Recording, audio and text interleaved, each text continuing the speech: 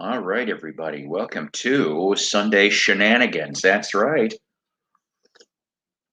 I figured what the hell I would go off and do. This is going to be kind of a short stream. I honestly don't think I'll probably go past 5:30 on this if there is an audience to do so.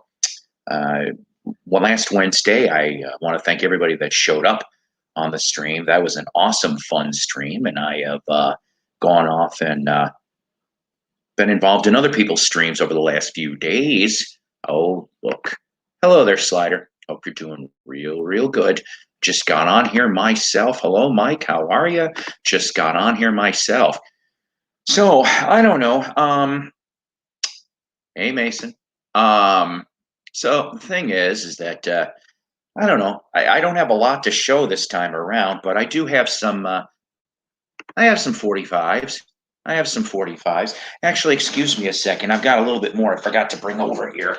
Um, from I never got a chance to touch on last week's either.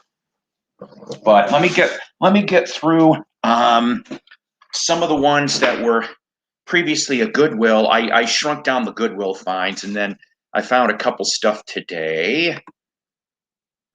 That's good. That's good, Mike. Hey, Hudson, how are you? Hey, Cap, how are you? And so, yeah. So later this year, Mike can make it. Yeah, it is. It is the goodbye tour. I don't know. It's him.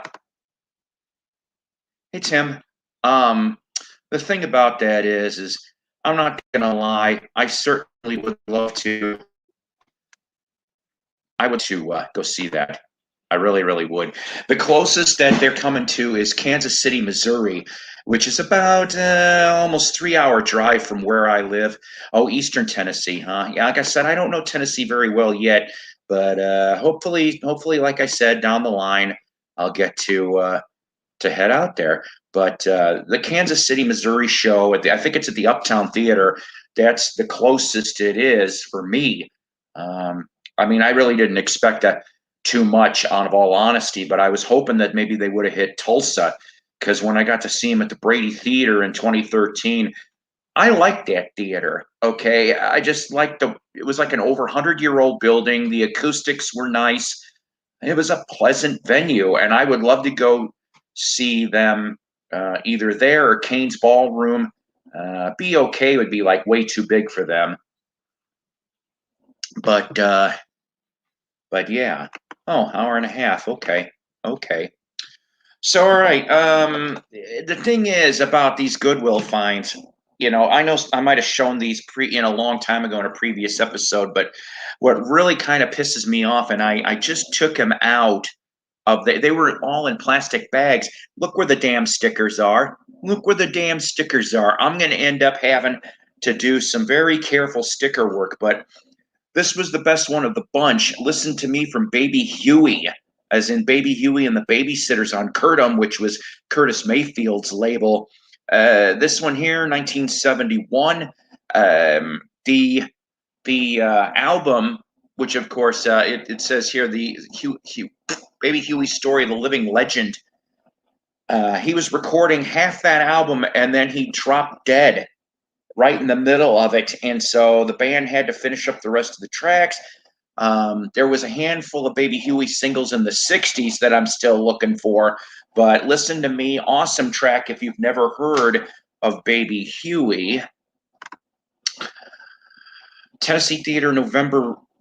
Go see Rain. Go see Rain if you have not. They are excellent. They are one of the best Beatle tribute bands I ever saw. Yeah, there probably is. I'm gonna just have to look it up. This one too, not in the best of shape, but these were 50 cents a piece, okay? And I'm a sucker for anything on the Sun label, okay?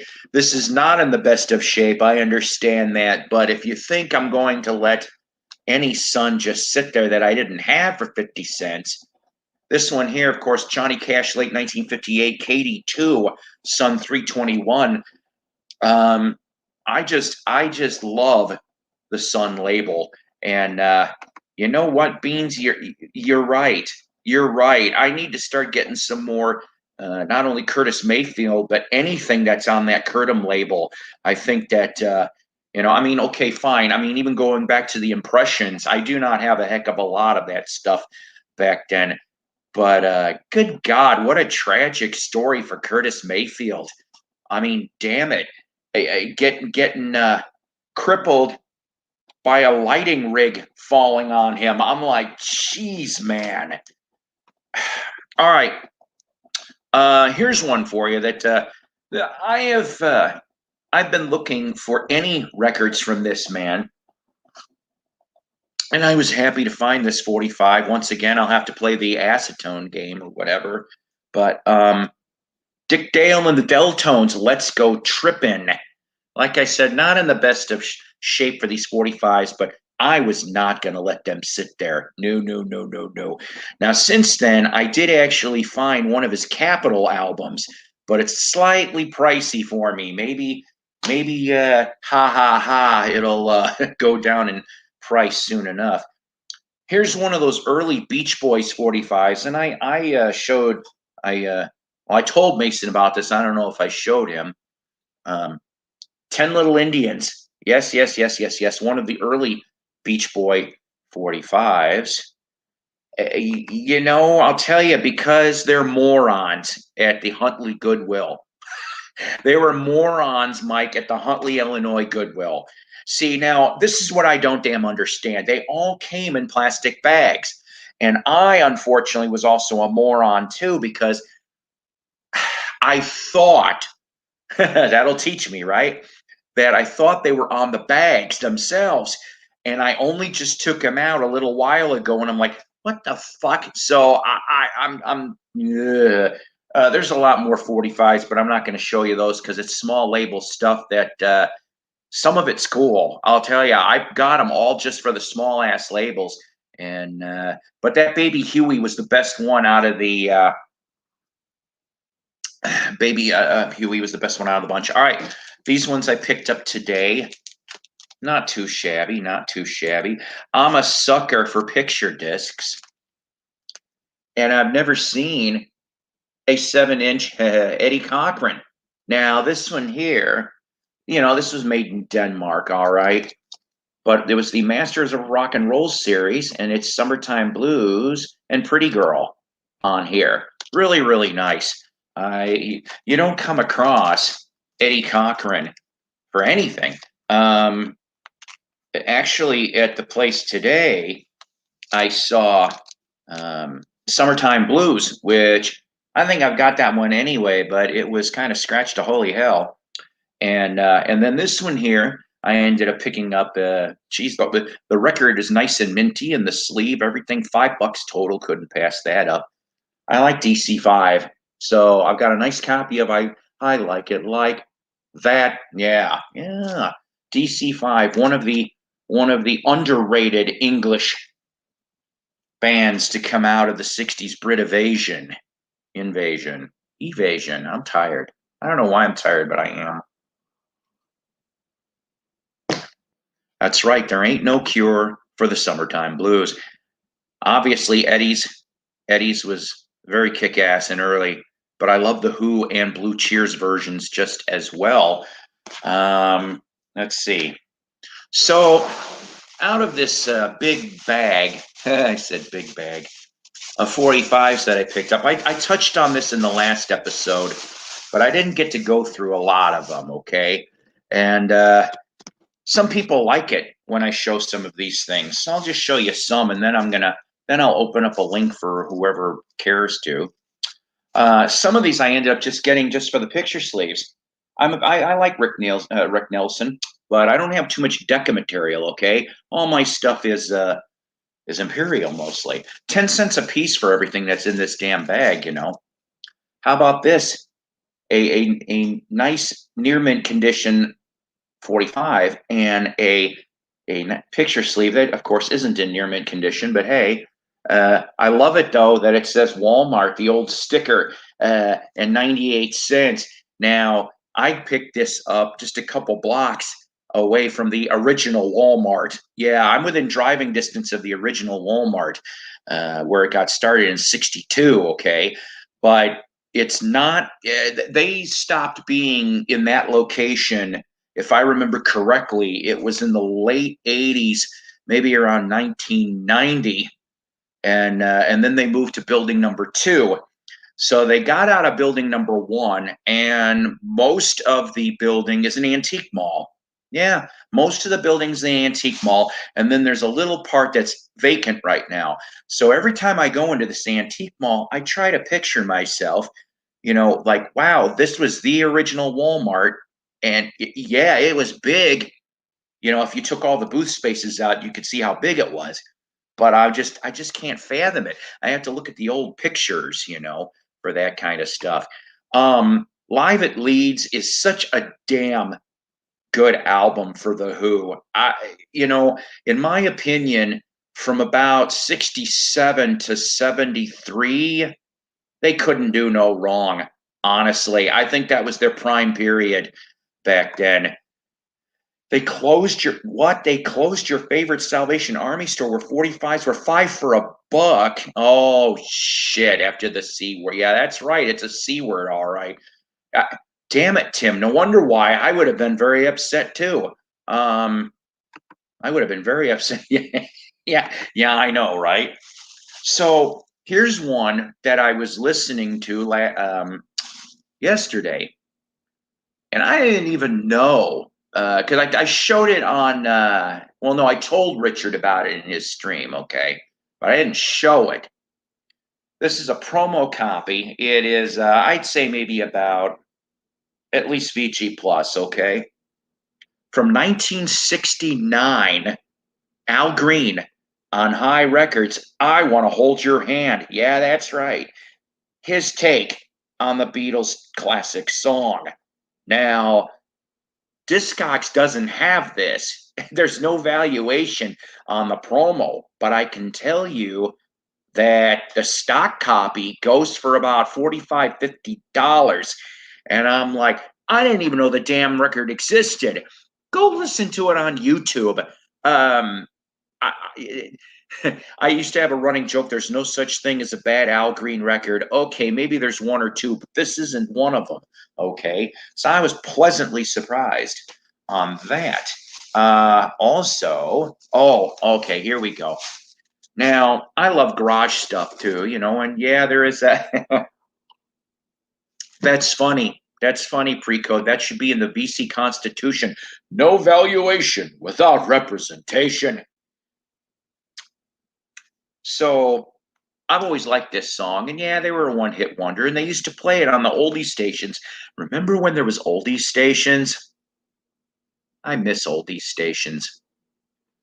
Syndicate of Sound's Little Girl. I know that you can't really see it real well. Bell labels around this guy could get easily worn, but I always liked. It was like the singer was cocky. He was snotty, and I think just the whole tune was just fucking great. Really, really, really cleanest copy that I found, seriously, of Syndicate of Sound. I think I'm going to probably pass the other copy on to my son.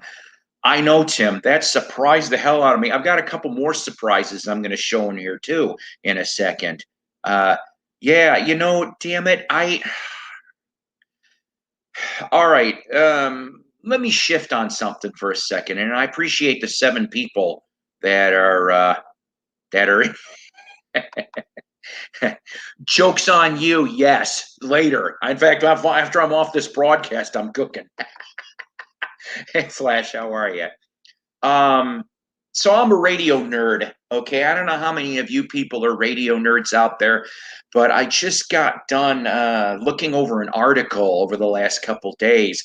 So I don't know if in any of your radio markets, okay, that you can pick up 87.7 FM. That is the complete left to the dial on the FM bit. In a lot of the major markets, a lot of the stations that were once small time got bought by MeTV, and they turned it into MeTV Radio, okay? And I think it was on for about 2-3 years, I'm going to say, for the sake of the story, maybe longer. Well, FCC, and I didn't know anything about this, and I'm not a technical person. Okay, um, the farthest the farthest up frequency on a VHF station. Okay, so VHF, if you remember your old school television sets, would be your whatever channels were on the dial for your CBS, NBC, ABC back in the old days, and then Fox, right? So any of those kind, PBS, that kind of shit. So that's your VHF. And then you had the separate knob for the UHF. So VHF, very high frequency, UHF, ultra high frequency, right? Right. Okay. So FCC has deemed it that because 87.7 is on the radio dial is too close to the 87.5 for a VHF frequency, they have decided, hey, guess what? Any radio station in the United States, July 1st, if I remember correctly, 87.7, all stations will go dark. Whatever the hell it is in the United States will go dark. And I'm sitting here and I'm going, well, that's kind of bullshit. Because if you think about it, guys, that extra hot sauce. Yeah, there you go. Oh boy. Only time I listen to radio is when I drive at 99%. Yep, exactly. Exactly. Soul 45s are awesome finds. You're right. You're right. And I'm a sucker for that. So the thing is that FM's been around since what? The 60s, right? See, you're telling me that only now in 2021 that you're like, oh, it's too damn close to the VHF. See, you're going bye-bye.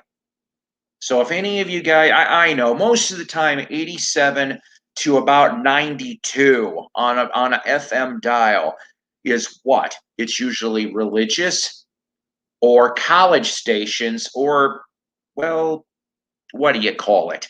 Public service. So, I mean, most people probably don't give a shit about this, but I just think to me it's point. Yeah. Well, yeah, yeah, it's going to go silent, but they call it. I guess I'm getting my TV station vernacular out because I'm sorry, a TV station goes dark, so yeah, your radio station goes silent. Yeah. So, but I thought, I'm like, what the hell? So, okay, here's another one. Speaking of soul, so the story goes like this. Okay. I'm a fat guy. I like eating at Denny's sometimes. What side of the dial for pornography? I have that would be your early 80s. Oh, here we go. If anybody's going to remember this, in the early 80s, it was on TV and it was after midnight, and you had to they had the scrambler, the scrambler box. No wonder why my eyes hurt so bad. Oh no, it's all good. So I heard this song at Denny's at first, and then my local relaxing music station. It's the only one I listen to. Make Me Your Baby, Barbara Lewis. I did not know who the hell did this 45, but I just like the way it goes. It's got a slight specterized to it, but not enough for it's overbearing. It's like, to me, it's like a combination of Spectre with a little Motown mix for this particular song. And I like the harmonies on it. It's a beautiful little tune. Another one, and I don't know where the hell it's at, but shit, the Tabulations. They were another one that I heard from that same diner. Around here, there was a frequency. Oh God, yes, I've heard about those. All the big channels bought up multiple. Exactly. It's bullshit. It's bullshit, Tim Allen. Radio has sucked ass since late 80s, early 90s, maybe mid 90s at the latest, okay? And then it started to be bullshit. And take it from me, from a guy who grew up in the Chicagoland area, so I had a lot of options. Okay, where I could go pick up Chicago one minute, I could go pick up Rockford for another minute. On a good day, I could pick up Milwaukee and listen to the Milwaukee stations, or Beloit, Wisconsin. Actually, had a really cool station too that was just so out there in their playlisting. It was strange. One minute it'd be country music, another minute it'd be soul music, another minute it would be the Monkees with "What Am I Doing Hanging Round." That's the only time I heard it on a radio station. I'm like, I like this damn station. Probably lasted about 2, 3 years, and then that was dead too. Yeah, my buddy told me he and his brothers would try like heck to watch it scrambled. Joliet? Oh boy. Joliet was south of me. That was several hours south. I used to listen to Whoa Whoa at night from upstate New York. That's kind of damn cool. I remember I used to fiddle around the dial. I said fiddle my dial. And geez, the stuff I could pick up in the 80s and the 90s. Um, The correct answer is "Everyone's a Winner." I love that damn song. I like that one better than "You Sexy Thing." I really, really do. And I've got the 45, but I picked up, here we go, at a Salvation Army, somebody dumped a bunch of disco. Yes. Was it skipping disco? Not my, I have a 12-inch of the disco mix of "Everyone's a Winner," where it's basically the same structure of the song, but in the middle of it, you can hear the drum machine going. There's extra keyboards and a little bit more bass, and then it goes back to the way the song's supposed to be.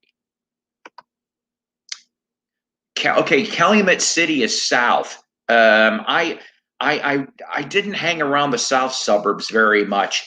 I'm not gonna lie. Probably like the closest I ever would go south would be where Comiskey Park was for the White Sox, and I rarely was ever out there. Tonight it's ladies' night. Are you talking about Rachel Streamer? Or are we talking Cool in the Gang here? Yeah, Emma. I'm not gonna lie, Beans. I'm gonna have to check out Emma because I don't know if I've heard Emma. I don't know. Hey, Greg, how you doing? Yeah, yeah, yeah. You know what I think it is? I will maybe, I don't know, maybe about every other month I'll put that on the turntable because I'm digging it. I'm quoting lines from the Blue. Oh God, I love the Blues Brothers. Uh, True little factoid on the Blues Brothers movie, real quick. Um, okay, so they filmed mostly in Chicago and the surrounding Chicago land, but so there was two scenes that were filmed the closest to me. Now they didn't film right where I lived, which would be too bad because I would have loved to have seen it. The one scene that the Blues Brothers are in, they're driving along on the beach and they're like, "Tonight, the Blues Brothers band." If you remember that part, that beach was in Wakanda, Illinois, okay, which was near a lake. So that's how they filmed that part, right? And then the police car that is that is jumping and hits into the semi truck and gets stuck. Now that's filmed on Route 120 as you're heading out of Woodstock, Illinois, like you're going to Harvard. Now I'm just sitting there going, why I know these stupid things, I don't know. But the Blues Brothers obviously weren't there for the Woodstock thing. They had their principal photography people do that part. But just to be there on that beach in Wakanda while Belushi and Aykroyd are going in the cop car, I would have loved that. And of course, you guys probably know about that whole the mall scene where they're tearing up everything because they were going to destroy the mall. In fact, when they were filming that mall scene, there was a bunch of the stores were already either gone or they were getting ready to vacate the mall. So they were like, okay, so they still had the signs, but they pushed their merchandise up front. Okay, so in other words, if you looked really closely, and you wouldn't see it in the movie, but I've seen pictures of this where the back parts of the stores are completely empty. There's nothing there. And like about the first 10, 15 feet, you got all the stuff. See? So I think that's kind of funny, that whole that whole mall scene. I have to say this. It's 106 miles to Chicago. We got a full tank of gas, half a pack of cigarettes. It's dark, and we're wearing sunglasses. Hit it. Pier 1 in. Yeah. Oh, boy. Uh, See, okay.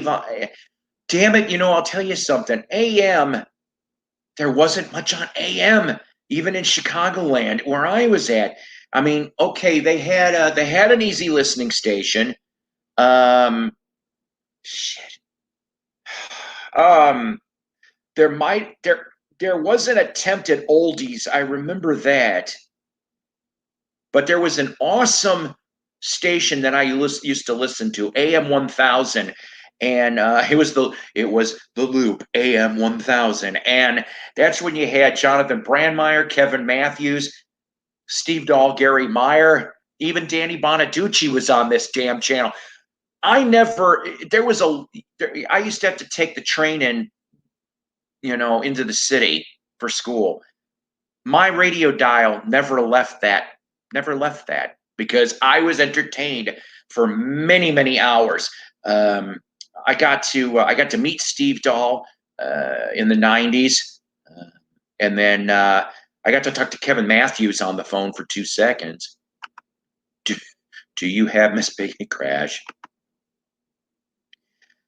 I only listened to it until I discovered AOR, and I never went back. See, now in the '70s, Mike, and of course, once again, boring Chicago stories, but my top two AM stations that I listened to, WLS and Super CFL, WCFL AM 1000, which of course the Loop would end up coming into in the late '80s and get it. But and the jocks seemed to always interchange. It was really, really funny.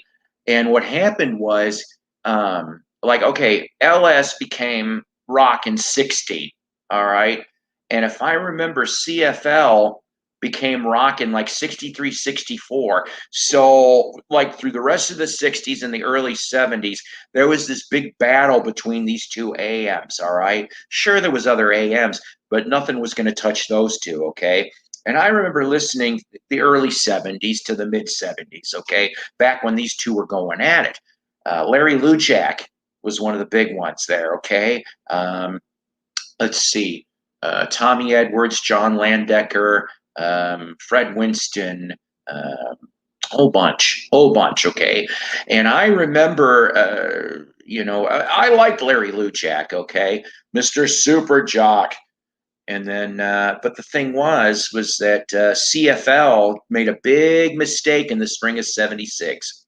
Now, Larry Lujak was back over at CFL, you see, by that time. And CFL, in their mighty wisdom, decided that they were going to flip to a easy listening format. Oh, shit. The minute that they did that, and the only DJ that was going to remain with the station was Larry Lujak because he had an ironclad contract for another 6 months, you see. So they got rid of the whole damn rock and went to easy listening. And then in September of '76, when Larry's contract ran out, he jumped to LS, and WLS was the thing for the rest of the '70s into the early '80s. And then they flipped to talk radio, if I remember correctly, in the mid to late '80s. And that was sad, but I still listened because I like talk radio too.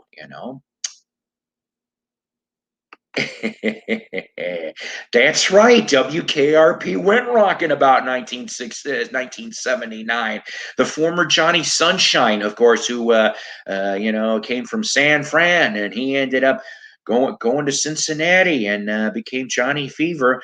And he got fired at that station beforehand, the one before KRP, because he blared the word booger on the air. How dare they let him go, a great DJ like that, for saying booger. And I love it. I love it.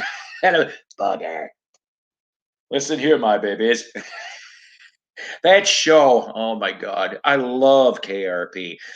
But here's another thing. A lot of people don't know about this, but there was a sort of sequel, if you could call it, the new WKRP in Cincinnati. Now it had your mainstays were Mr. Carlson, Herb, and Les. That was your three, okay? But you might as well have gone off and said that Johnny Fever. Johnny Fever was in like 9 or 10 episodes of that 47 episode run. So if you've never seen it, go check it out. Venus Flytrap's in an episode. Jennifer's in like 2 episodes. It's yeah, or maybe 3 episodes. It's kind of cool. It's a little different, and it also is French Stewart's first TV role too. Go figure, as a morning man. And Michael DeBar, yeah, Michael DeBar, he was in there too as in the first season. So to go from rock and roll to being a punk rocker, if you remember that episode on the first KRP, and then yeah. So let's see here. Someone should be that would be funny. WPVC or WWVLP would be another one too. All right, look at that. Oh, I'm sorry, Lisa. Geez, I don't have that, but I've had I see New England version of Dr. Fever.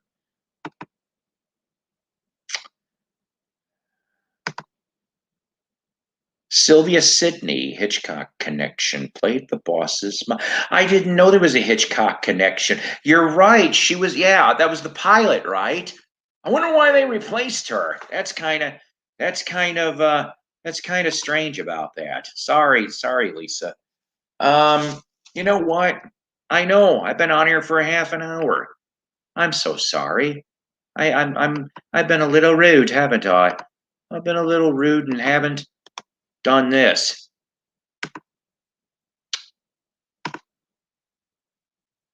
Yes. Anybody that cares to come on can if they like. I'm only going to be on for about a little over an hour.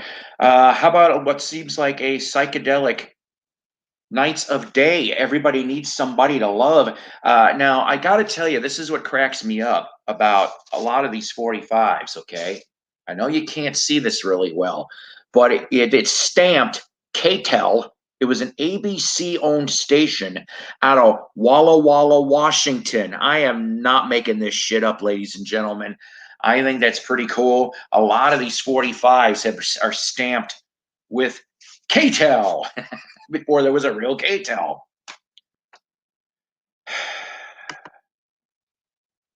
She was a young lady when she was in Sabotage. See, I've seen a lot of Hitchcock movies, but I need to go and look through it.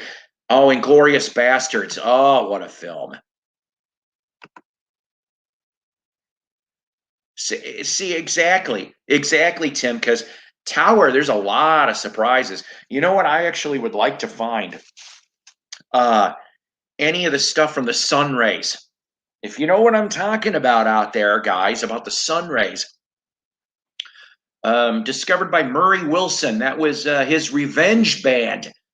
After he got booted out of Dealing with the Beach Boys, he's like, well, fuck you. I'll go make another one. And he got the Sun Rays. I've never seen a copy of the album. And I think I've seen 145, but it was ridiculously priced and I wasn't going to get it. I get the,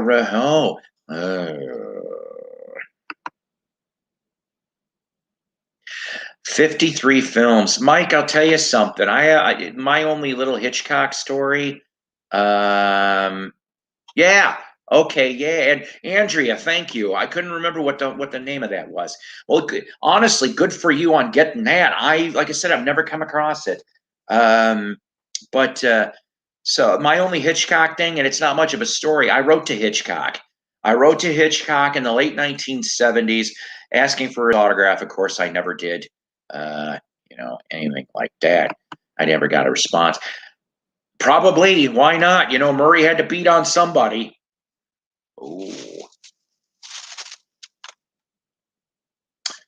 Some of these I know are probably really, really weird, but once again, another promo.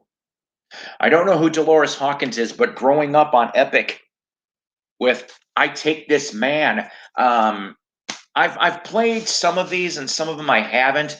I'll give you a little amusing little one here too. I guess there was a label in my town of Rogers, because here it is, Jim James and Joyce. This sounds like country to me. I haven't listened to it yet, but I'm gonna. Um, I'm not gonna lie. I would love to. I don't have Piper at the Gates of Dawn. I don't have that album for Floyd. I would love to find those Floyd 45s on Tower. Um, I just don't have any of that stuff. I think I might have had. I found a crappy condition copy of More once. I found it at a library sale, and there was too many problems with it. That's about as close as I got for originals on that. I once said Mad Magazine, and I did. Oh, see, that would have been fun. Mad Magazine. Oh God, that's kind of funny you bring that up because I came across an Alfred E. Newman cardboard record today. I did. Um, let's see. I got this for a strange label, Spot Records. Somebody's got to go. Don Bradford. I don't know, guys. I just don't know. I liked Mad TV. I liked Mad Magazine. Cracked Magazine, for some reason, at one point or another, was based out of Rockford, Illinois. This was like, I don't know, in the last 15 years. This I picked up because I bet you this is country too, but it's on the Pride label, Tulsa, Oklahoma. So some of these can be surprises. Some of them just might be pure shit. I have no clue. Here's one. And to me, this looks cool. Jan Davis's Boss Machine. Yes, Boss Machine and Fugitive. Sounds like a very cool instrumental 45. I'm going to have to spin some of that. Let's see. Oh yeah, I think I showed this before. A white label promo 45 of Donovan off of his first album.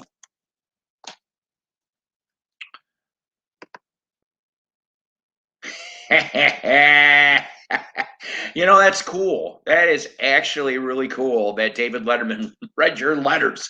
I like David Letterman, honestly. I used to, that was my thing to watch. That was my go-to to watch.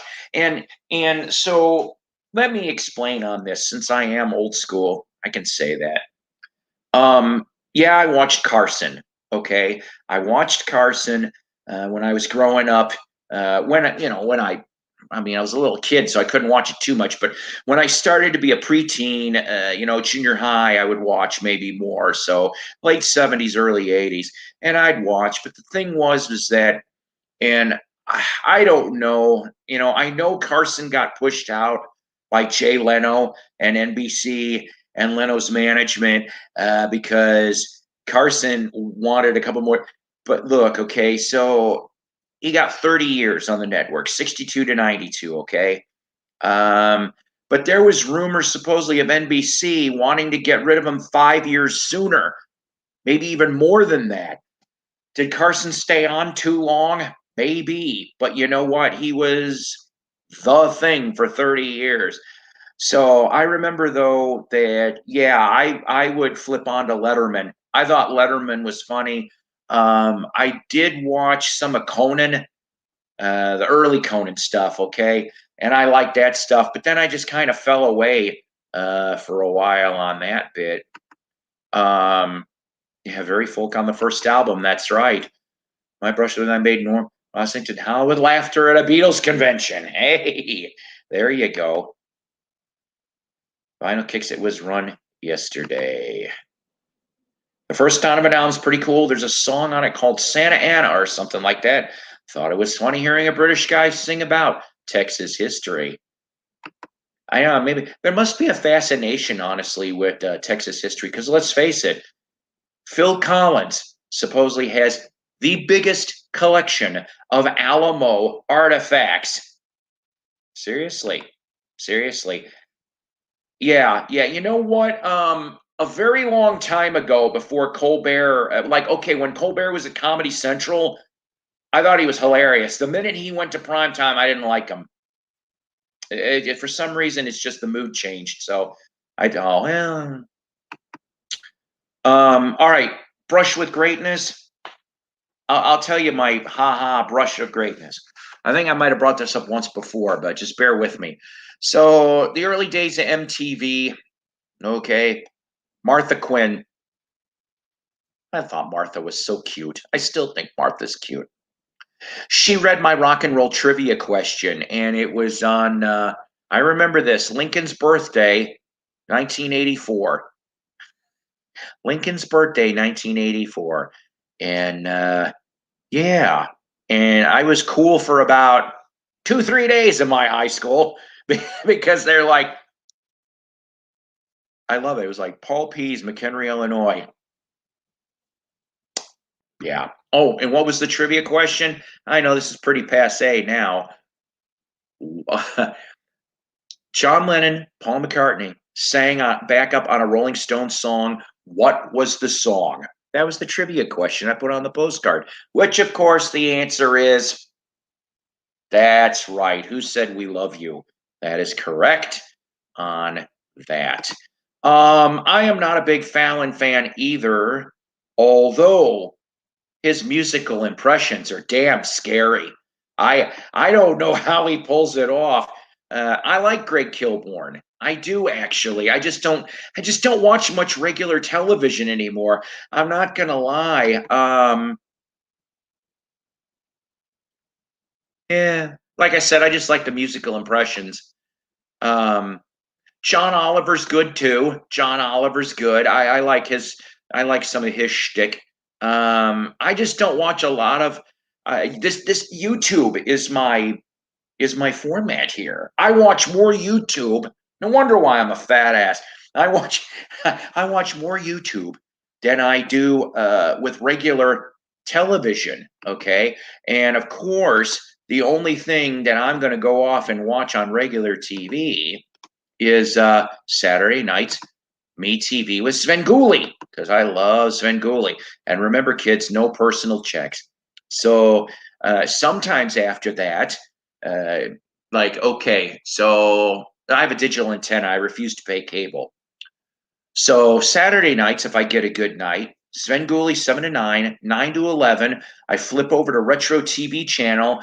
Very cool little show that's been on for about over 30 years, based out of Buffalo, New York, Offbeat Cinema. I will watch Offbeat Cinema, and they come up with some very cool movies too. Sunday nights, 9 to 11, if I feel like it, out of Tyler, Texas, is Harvey's Festival of Fear. So on Retro TV also. So,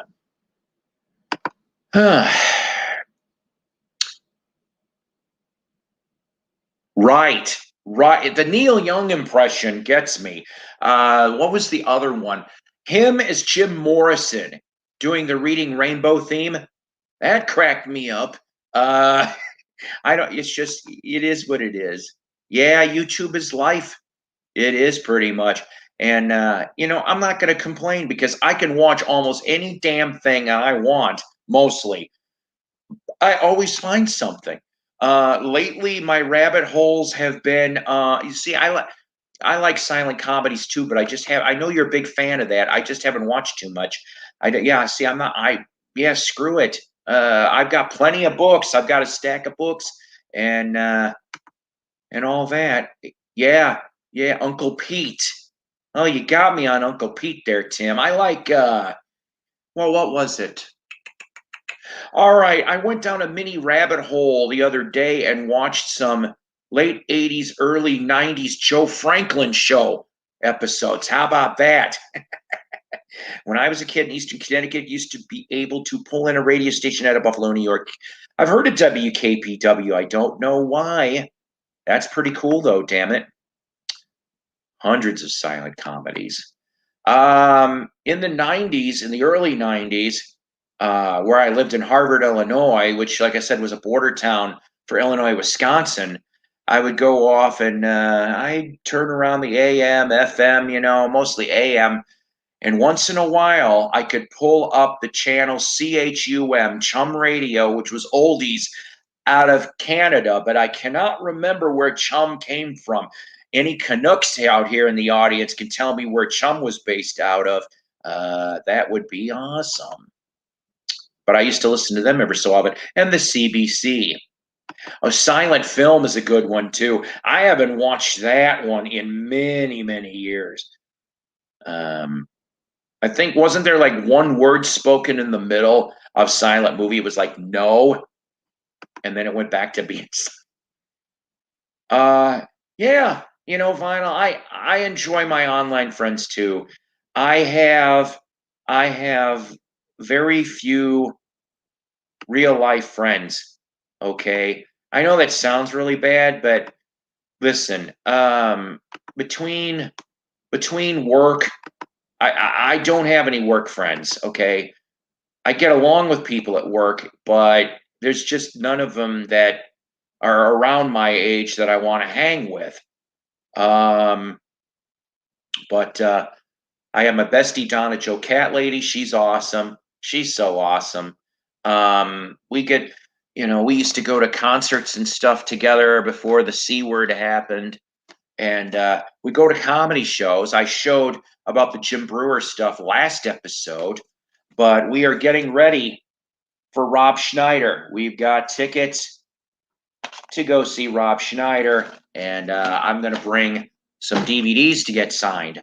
Um, hopefully, that is the next one.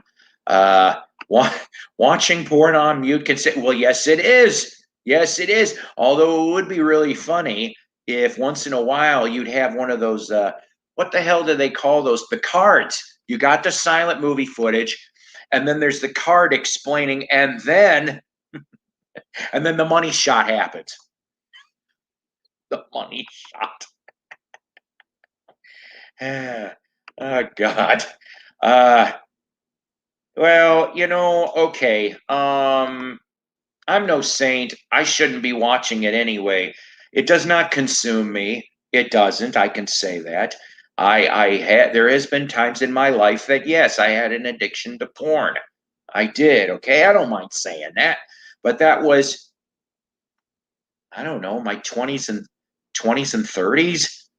It's like for some reason when I hit 40, the switch got flipped and I wasn't as nutty. I said nutty, but so yeah, so like okay, so my best friends down here, Donna Joe Cat Lady, Doug Fields from the Vinyl Grotto. Okay, those are my two. I used to hang around with occasional ex-girlfriends, but they're all busy now, and that's fine. I can deal with that. Um, and then of course I have my people I call in Illinois, like my friend Kathy. I don't hang out with anyone in my life and have no friends outside of my sons, but I consider lots of the people. I'm going to tell you something. I keep. I don't have my book next to me with your name. I know we had fun. We had fun roasting the shit out of Richard. Did we not? I'm telling you. Hey, okay. Hang on a second, guys. My first guest of my stream. I just wanted to add something to your conversation. I've never had an addiction to I guess porn. I've never had an addiction to it, but I've had addictions to, things that are more obvious like food. Food has always been an addiction to me. There was a point where I lost 40 pounds, and guess what? I gained it back. So food has always been my number one problem when it comes to addiction. I never drank, but food always has been a comfort for me. So yeah, I think you guys can relate to that food addiction. Yeah. Oh, believe you me, I think I know this is going to sound really horrible. Maybe I should get super depressed again because it fired me up to after Jess died. I actually went and dropped about 45 pounds. And I actually looked half decent. Okay. Yeah. I don't know what happened. I'm 315 right now. I'm a disgusting pig. That's what I Well, am. I'll be honest. I'll be honest with people. I'm like 160 something, and for my height, 5'4", I'm overweight. And there was a time when I was like 138. Right, I was very happy. I was skinny, but then when this whole COVID situation happened, I gained the Yeah. weight because I was kind of depressed with the idea of people around me getting COVID. Right. Like, because my brother had COVID, my friend Richard, Richard McAmania, had COVID, and his mom had it too, and they survived. And then one of my dad's friend, his really close friend, got COVID, and we didn't hear from him for months. So we thought, oh no, he died. And it turns out he wasn't dead. It's just he was, keeping a low profile with the COVID situation. Well, I don't know. I'm hoping that. I know it's not a good idea, but Yeah. Oh, yeah, definitely, Tim Allen. It doesn't matter about your weight size. You could be unhappy as a thin person. You can be unhappy as a fat person. Depression doesn't care what size you are. Right, but no offense, I'd rather be thin and depressed. I'm sorry, too. but that's the truth. Me too, Paul. I eat the wrong foods. That's my problem. I eat junk food, and I have no excuse. I mean, if broccoli tasted like chocolate, I'd be eating fucking broccoli all day. Well, no, that wouldn't be good. There would be my version of an IBS right there. I feel you. I love the McDonald's French fries, man. I shouldn't, but I don't know what the hell they do. They taste so damn good. Oh, trust me. If they're fresh. If they're fresh. I definitely wouldn't have the IBS if I had, better eating habits. It definitely wouldn't be, over at the toilet being like, oh yeah, it's because of that burrito I had the other day or some nachos because I make stupid eating choices. Oh boy. No, trust me. The nachos, I probably should have not ate them, but I did. So, yeah, I put in for Record Store Day, the first one. So, when that day comes, Lisa, I will be probably in communique with you and Richard about things that you guys may want. I am not sure which location I'm going to go to yet. The big one, Jesus, the line starts ridiculously early, and I cannot. Well, yeah, the only thing I really want, my number one want, of course, is Cat Stevens. That's my number one want. Right. Because I know that the Monkees one, I don't think the Monkees one might be harder for you to find, so I'm going to try to find at my record store. Right.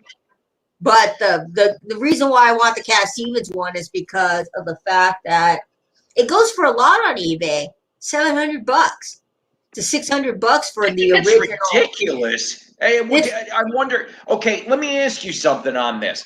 So that Harold and Maude soundtrack, do you remember the label that got put on originally? I don't know. A&M?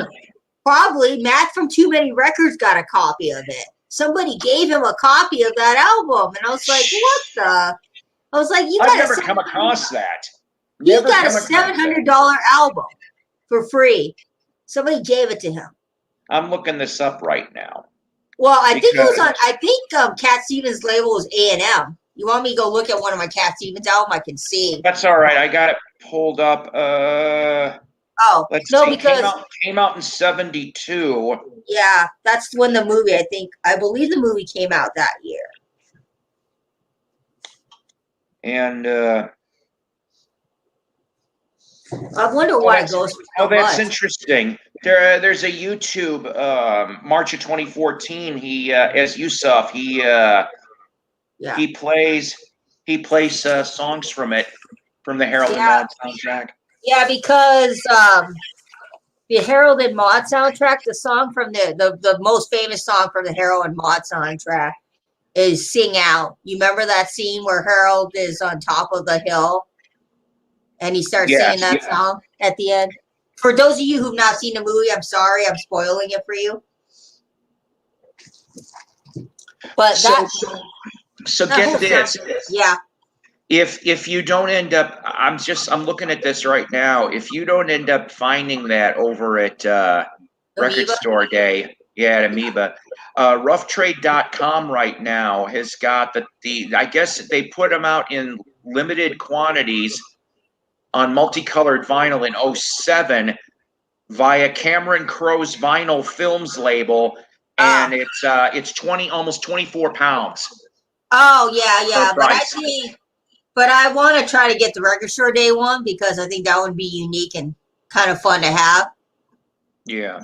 I don't go out of my way to really buy a lot of Record Store Day stuff, but I want to get that one, and I want to get the Monkees and 21 Pilots. If you've seen my newest video, I collect pretty much everything 21 Pilots does. And so they're doing a Record Store Day album that's a 7-inch. That's going to be really easy for me to find because there's 16,000 copies being made. But the Monkees, I'm going to have a little hard time with the Monkees. 2,000. See, I don't need the volume 1. I already have the volume 1 on That's mine. exactly. I just want 2 and 3. That's me too. I have volume 1. I showed you volume 1. I have it. I got it from Amoeba for $9. So I just need the 2 and 3. I think most people are going to go for the 2 and 3 because the volume 1, you can find it if you look hard enough. When I found it at the record store, I was like, I've never seen this. I've only seen pictures. So I took it with me because I was afraid some guy was going to come and take it. So I ran out of that record. Yeah, I got the Missing Links Volume 1. I ran out of the record store with that record, and I told my boyfriend I got it. Nice. The one I'm looking for is I want 2 and 3. Live 67 also on vinyl. I've never come across one. I ended up buying that off of eBay one day. I bought that off of eBay. It sounds really nice, the Live 67. I think I bought it off of eBay, or I might have found it. Did I find it at the record store? I don't remember. But you know, the thing about Record Store Day is I'm going to probably do a video about it, that someone says it's very cash grabby. I feel like it is somewhat true. Right. Because of the fact that they're releasing limited edition of things that you can only get on a certain day, or you have to buy it through eBay for triple the price. I'm sorry, but I think, in my opinion, that it's kind of bullshit. They need to go off and increase the quantities on the things that they know are going to be popular. And then, now I'll admit this could cause problems too, but since Record Store Day itself is a entity and they have their own website, what they could do on that day is go, okay, guess what? You can't get to a record store. We happen to have online right now 100 of these or 500 of these at this price, so that you have another shot. Now, I understand Record Store Day is supposed to be so you could go into your record store to increase the foot traffic. But guess what? People have to work. Maybe there's too many damn people. They missed the damn title. I think there needs to be a secondary option. You know what? Before it was online when the pandemic happened, Record Store Day was exclusively online. A lot of record stores were doing it online. But then Amoeba did it online, right? And Amoeba had issues because nobody could get onto the website. Speaking of Record Store Day, did you hear what happened with Bull Moose? You know, Bull Moose is the one who started the whole RSD back in, I think, 2010, I want to say. Well, apparently Bull Moose had a rule. Bull Moose had a rule that you didn't have to wear a mask. They didn't require their employees to wear a mask, right? To be in there working in their store. So the employees were not happy about that. So the whole entire employee of Bull Moose decided they were not going to go to work. So Bull Moose had to go and replace their entire staff because the staff that they had they wanted to wear a mask. And Bull Moose said, no, you don't need to wear a mask, per the CDC saying that we don't need to wear a mask anymore because, you know, we are fully vaccinated. If you're not fully vaccinated, then You know, I don't want to know why. But so they replaced their whole entire staff. They got a new entire staff for Bull Moose, the record store, because their previous staff was not happy with the fact that they had to come into the store working without a mask. Yeah, it caused a bit of a ruffle with some people. Yeah. But so I don't I don't have very much on the want list. Yeah, so for me, it's just right now, it's just the two monkeys, the 21 Pilots, and the Cat Stevens. Only 4 things I want. Originally, I wanted 5 things, but then I was like, I got Deja Vu. Do I need the alternatives? And then I was thinking of getting the Aquatic Life by Sue Hey Jorge. He's a Brazilian singer. If you haven't heard him, this Brazilian singer is amazing. He does a covers album of David Bowie that's amazing in Brazilian. Yeah. If you're into world music, guys. Oh, sorry. Let me turn off something. I was going to say the echo's not me because I'm not on YouTube. I'm just on my StreamYard. You know, sometimes I leave my YouTube open. You ever do that? Sure. Yes, I have. But no. But if you only need the second and third one. You think if your record store doesn't have it, we'll figure out something. Like, if I happen to come, you could just Venmo me money and we'll figure it out. And then you'll get the second and third of the monkeys. Because I'm pretty sure my record store will have more than one copy, depending on where I am in line. Yeah, I have PayPal. The problem with my record store is it's huge, right? And there's going to be a lot of people in line. Yeah. So the likelihood of me being able to get more than one copy of the Monkees album, I might just end up getting one because just out of respect for people who are in the line and want it. Right. But if it's an album I know that has a lot of copies and I can get you a copy, I would totally not mind. You know what I mean? An album with a lot of, because 2000, right? Right. 2000 is going to be hard. Like, I want to help people, but if they like have such a limited batch of albums, I think it's kind of like they know this album could be very successful. They could have done easily 5,000 copies of that second and third album. But Friday Music just wanted to do 2,000 of each. And you know how many Monkees fans there are? A lot. I know a lot of my Monkees friends on the Zilch podcast on Facebook who want that album. I wish Sundays would have been doing these, not Friday Music.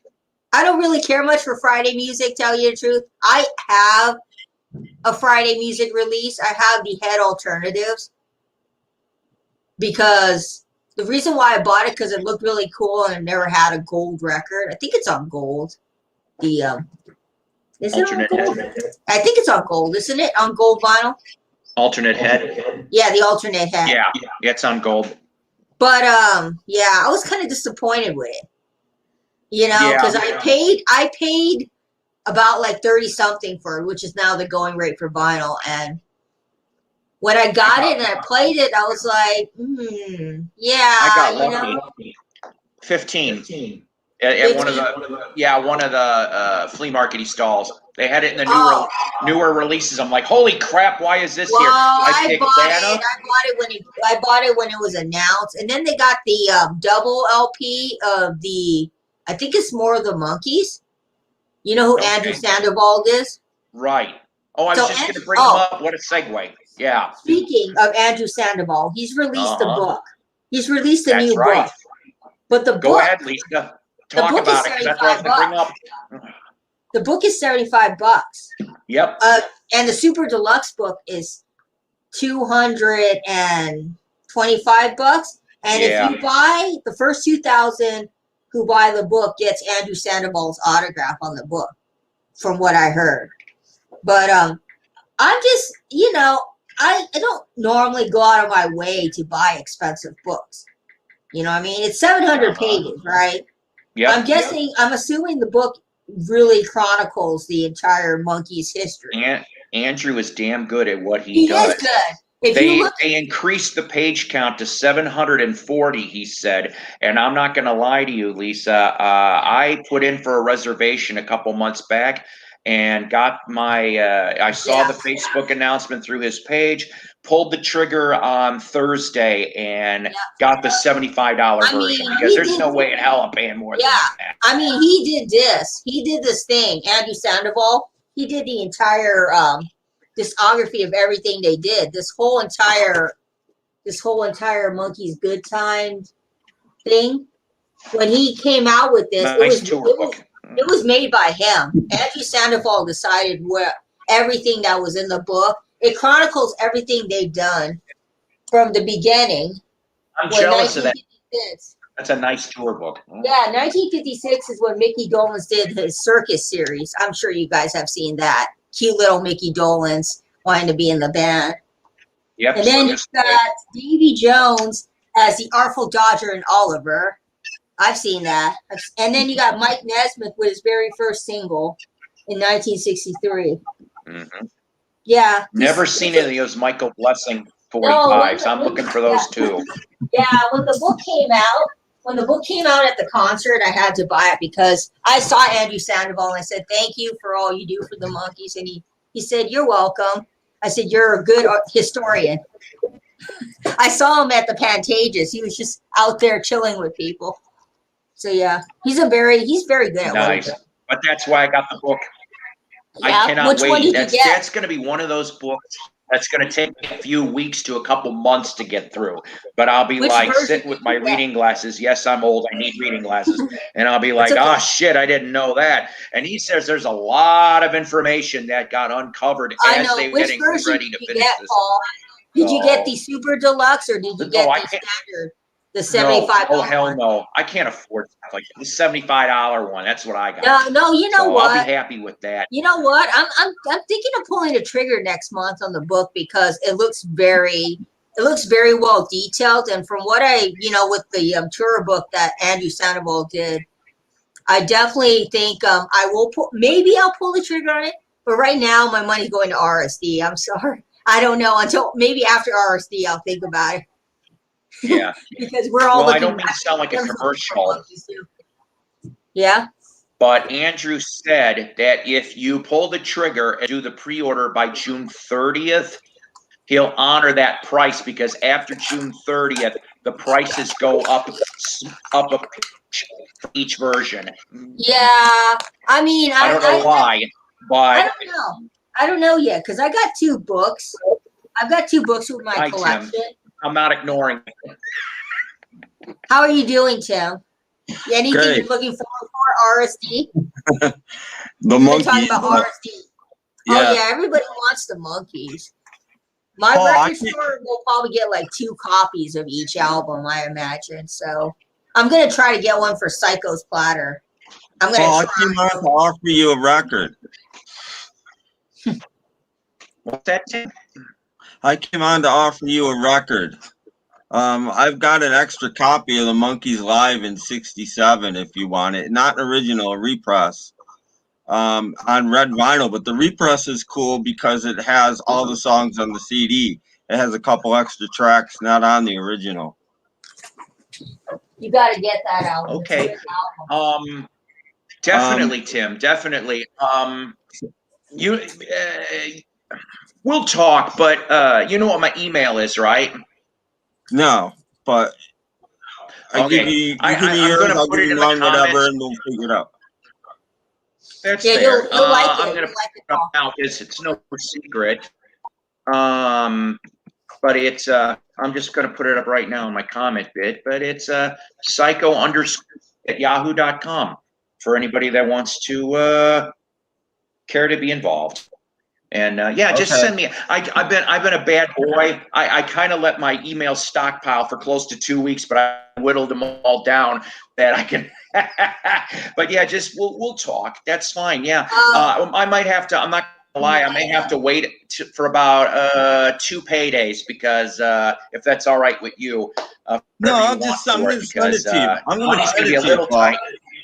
I'm sending it to you. Yeah, you don't have to go. I don't want anything. I'll tell you what. I don't want anything, Paul. This is VCLT. Here's the deal. So I have like 3 copies of this thing. 2 of them are there. 2 different people put it out on different colored vinyls, and I've got confused which is which. But I sold this to somebody. I didn't know that either. It is I not. only have 1 copy. The record is not perfectly flat. Now it's fine. It's not perfectly flat. So he sent it back to me as warped. So I can't sell it as new anymore. So I just don't even want to bother with it. I'll send it to you. It's fine. I've played it. It sounds fantastic.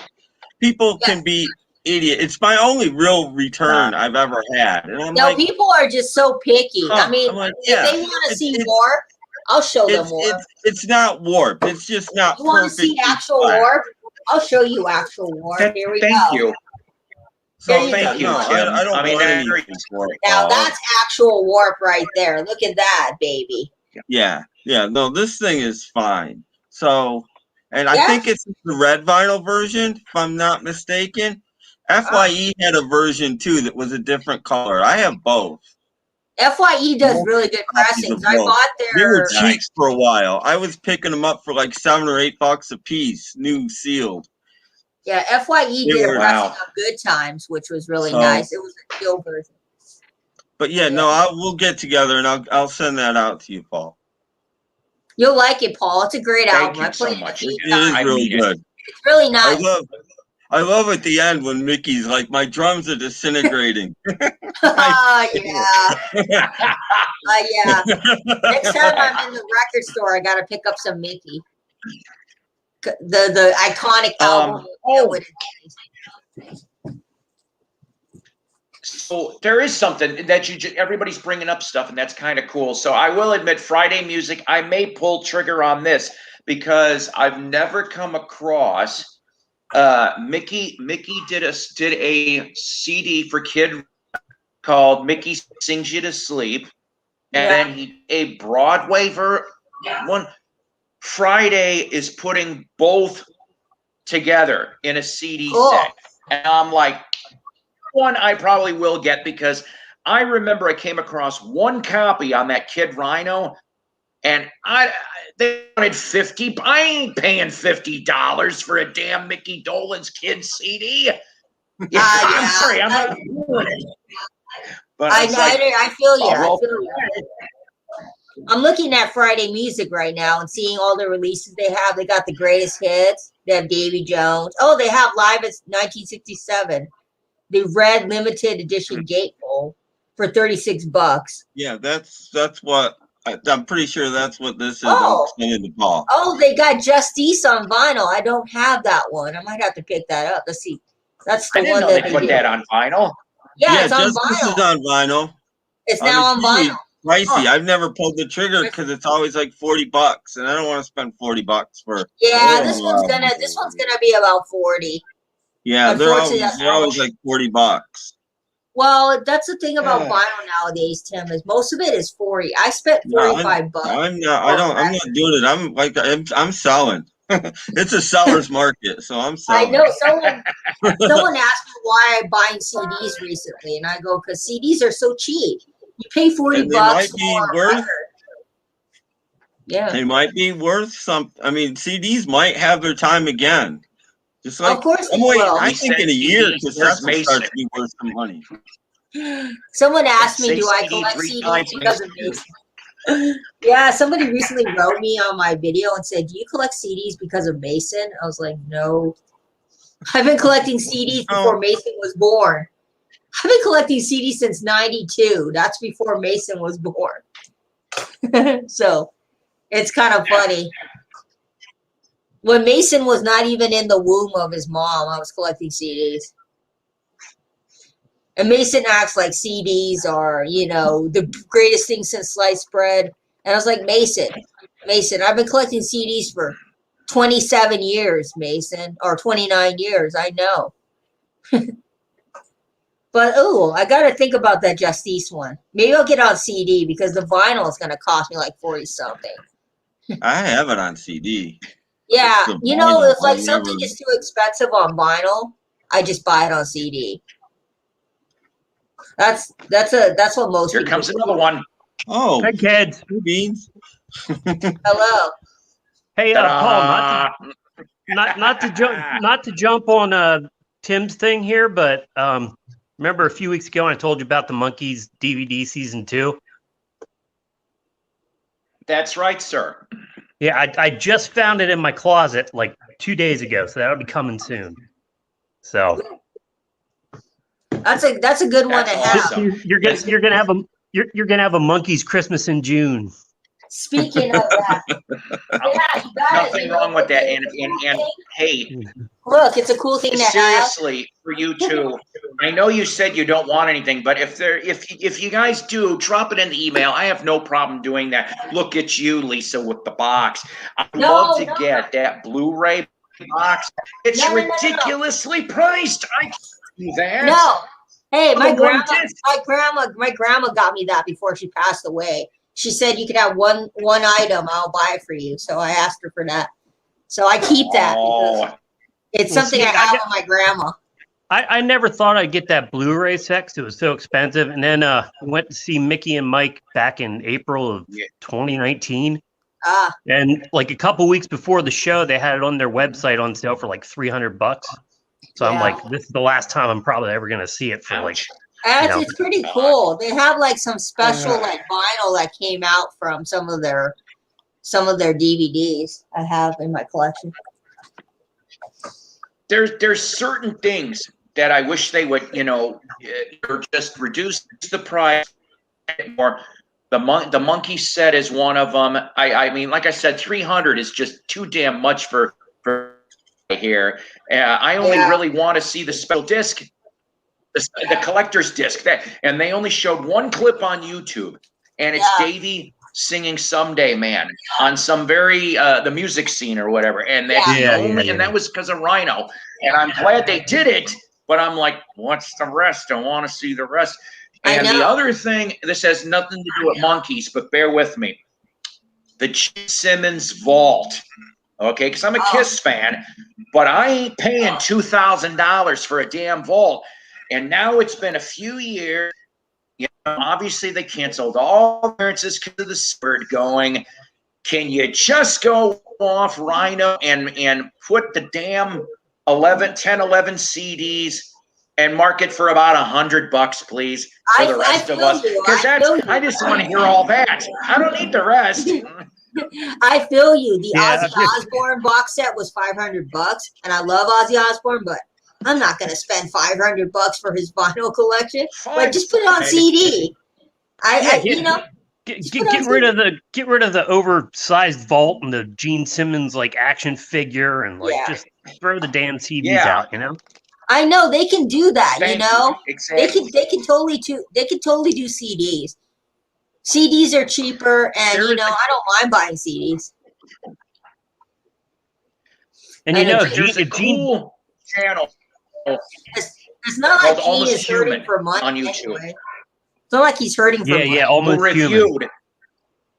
Yeah, otherwise known as Dr. Dr. Fuck. Bleep, and he reviewed the first couple of those CDs from Gene, and then for some reason, I don't know if it's because Gene's lawyer sent him a cease and desist. Because he did admit this. He said he got a letter. Like after the first 1 or 2 disc review, he's like, he got a letter from Gene's lawyer. And I'm going, God, Gene, you know what? He's just trying to promote the damn thing. Leave him alone. You want to sell this shit, you got to let us review the shit. Yeah. That's all there is to it. That's why I do the damn reviews. And I'm not doing many of them anymore. But if I'm going to review it, I'm going to tell you it is. And you might push some units. I said units. Trust me, I've done some pretty crazy reviews of things in the past because they're not as they claim to be when you buy them. Friday Music comes to mind.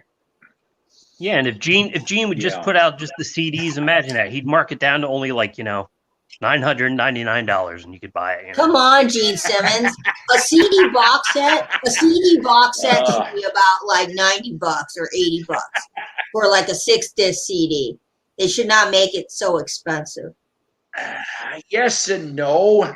I mean, there's a lot. I understand. There's so much into creating a product.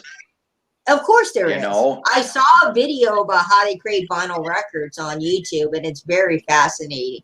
They get these pellets that are black, they put them into a machine, and then they press the records. It's very interesting. I was watching it because I was yeah, that's part of it, but I'm talking about like the licensing, the publishing, well, yeah, the of course. man, yeah, you know, there's a lot. Of course, as a Yeah. Taylor Swift fan, I don't know if you guys know Taylor Swift, but she's doing her whole entire discography over again because she had to fight with her licensing company for the rights to her music. And yeah, I understand. I don't know. Well, Really? She's only been around what, about a decade, and she's already trying to fight to get her publishing. This guy bought her music, right? And he wouldn't give her back her music. So she had to fight in court for it. And she finally got the rights back to her music. So now she's going to redo all of her albums again. And I only like her pop albums. Yeah, the label she was on for her first 6 albums. I guess the guy that owned the label sold the label. Yeah, he sold it along to this with all guy. the rights, and he had the publishing and everything. Yeah. And she tried to get it out of him, but she couldn't. Yeah, so now he just sold it to re-recorded all Justin her Bieber's manager. Her first 6 albums. Yeah, but you know what? I understand what you're saying, Paul, about the albums, and it takes a lot of work. It takes a lot of, going through different people to get your music out there. And Gene Simmons is not going to charge $80 for his CD sets. No, it's probably going to be $100 and something because he's Gene Simmons and he needs the money. No, Joe. Tim came on Richard's live stream a few nights ago. Yeah. Hey, Joe. He's getting out there, baby. You haven't been around, man. No, you haven't made it until you did Rachel's live streams. You got to go on Rachel's now. Yeah, I went on Rachel's once too. I had a reason, just like I had a reason for this one. No, I went on her stream the other day because she mentioned me. So I was like, I got to go and defend myself. Oh, how are you? Yeah, a box set should not cost more than $50. Like I said. Hey, Joe. It depends on the artist. Vinyl Kicks 86. Some of them are very money hungry and they need the money, so they will charge you $100 for a box set. And Gene Simmons, I don't think is hurting for money. Look at the guy. Gene doesn't need to make another dime the rest of his life. life. I saw his reality show when I was in high school. He had a reality show with his kids, and I was like, Family Jewels. Last I checked, Gene Simmons was a 70-year-old man with a net worth of like $375 million. That reminds me of the time when I used to watch the Ozzy Osbourne reality show, and he threw a chicken over the fence at his neighbors because they were arguing with him. I remember that. Sharon, all this dog poop in the carpet. Yeah. No, Gene Simmons is pretty well off. He's pretty well off. I'm not a big Kiss fan. So you won't Gene and Paul showed it made. Richards met Paul Stanley. He met him at a convention. He said he was rude. Oh, yeah? Yeah, Richard. I could see that. Well, he's probably pissed that he can't sing anymore. Well, that's what Richard said. And I was like, Richard, you might be right about one thing. Oh, let's see what Richard said to me.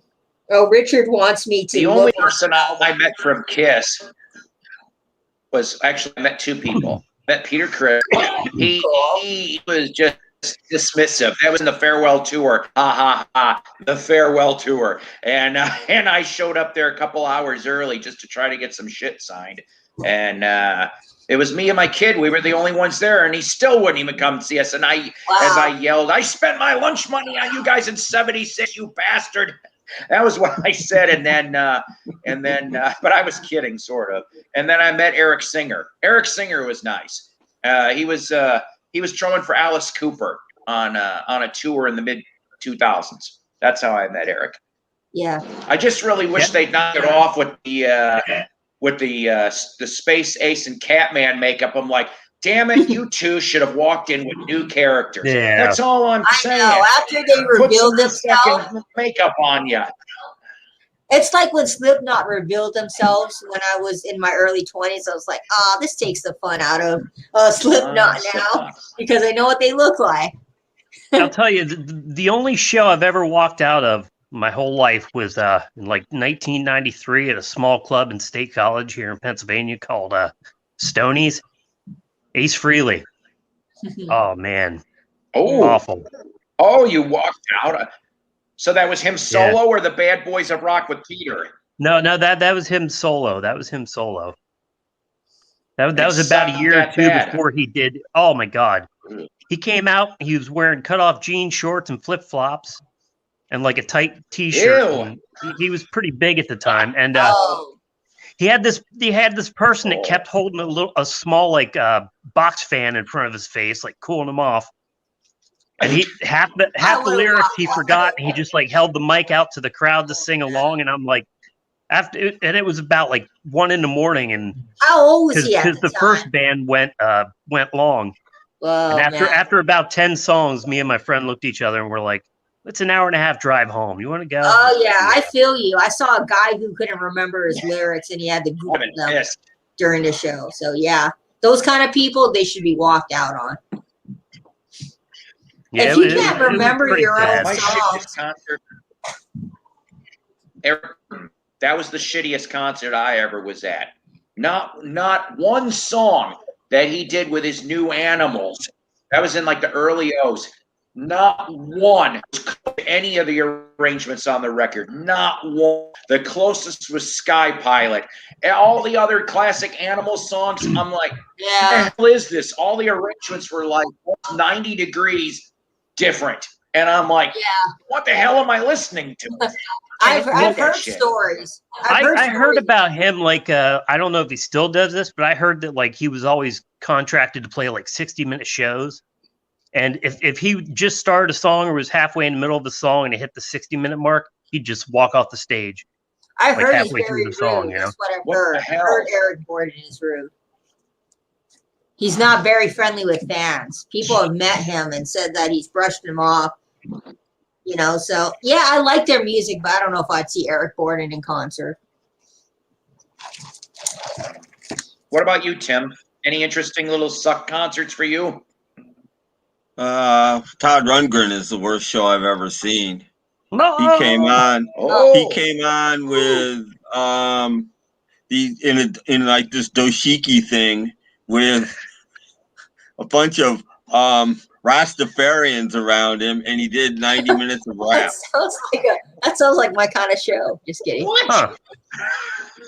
And I lost my Todd Rundgren fandom after that. I used to be a huge Todd Rundgren fan. But come on. I mean, yeah. And he was going on as Todd Rundgren, too. He wasn't even TR3. If he was TR3, I might have forgiven him a little bit. But this was billed as a Todd Rundgren show. Well, and the only song he did of his own that I knew was Black Mariah, and he did this rap version of Black Mariah, and I was my God. No, I can top that. I can top that. Yeah, my sister was 10 years old. My sister was 10 years old, and her first concert was Casey and the Sunshine Band, and he was grinding on a woman. And my sister was like, what is happening in this show? And I go, oh, it's just him grinding on a woman. And my sister's like, no, she's covering her eyes. And he's sitting there grinding on a woman singing, that's the way I like it. Yeah. Hey, Tim, what did you think of when Todd like fronted the Cars for that live album? I actually have that CD, and I think it's actually really good. And oddly, the bad songs on it for me are the Rundgren songs. They did those way worse than he sang his own songs worse than he sang the Cars songs. I thought way worse actually. Yeah. Hello, Mr. Meatbale. Nice seeing you here. Now he doesn't hardly play any instruments. Like he did the episode of Daryl's House, and he just sat there and sang. Yeah. One of the most talented musicians in the world, and he just sits there and sings. Come on. I know. It's just kind of a letdown. it's kind of a letdown when the musicians just get lazy and won't play anymore. You're like, you pay all this money and they just sit there and sing. Like, I can understand if you have health problems, like when I went to see Brian Wilson and he had back problems, so they had to, take him on and off stage. But, Brian's a different story. Brian's nuts. I mean, you're just lucky. I like seeing Brian Wilson. He was great, but Mike Love, don't get me started on Mike Love. He was talking about himself through the entire concert. He goes, "Hi, I'm Mike Love. I love myself," and I was like, "I know you do." Here's the worst part about that Rundgren concert is at the same venue we saw 3 shows in a row. It was just a bar, a rather large bar, but it was just a bar. The night before that, we saw the Kinks, and the night after that, we saw Warren Zevon. 2 fantastic shows. Rundgren sandwiched in between. It's like, no, you can't compare. Warren Zevon is totally better. I would love to see Warren Zevon. Zevon was the best solo show I've ever seen. Yeah, and nobody. This was like an unannounced show, so only like 50 people showed up. So this was when I got to talk to him during between songs. He would talk to me and my wife, and it was like hanging out with Zevon. It was great. It was fantastic. That's cool. I love when they do that. Yeah, I would love to have seen him. I would have loved to have Warren seen him. Here's a quick story. Warren started to do Werewolves of London. He's sitting at the piano and he goes, "I wonder how Lou Reed would sound doing this." And he did the whole song in a dead-on Lou Reed impersonation. Never went back and did it again. Just did the Lou Reed version. And it was like the best thing because he's going, who? Werewolves of London. That would have been great. It was fantastic. He was just. I would love to have seen him. I miss him.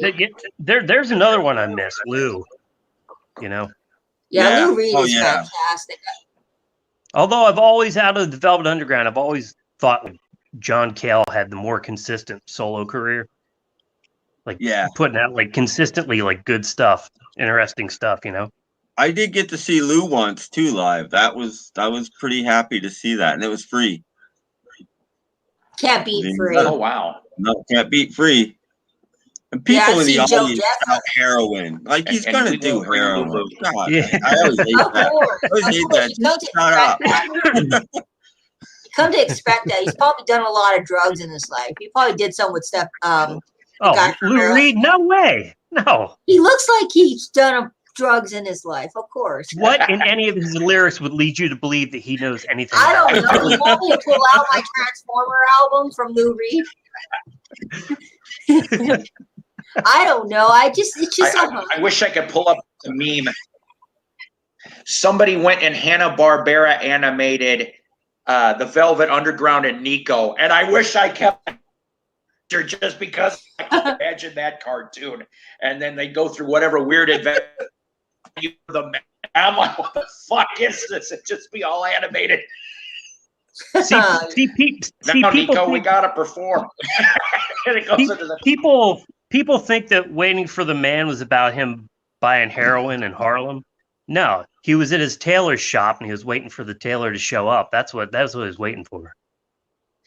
No drugs. No drugs. Who knows? Who knows what a lot of these are? He was waiting to get his suit altered.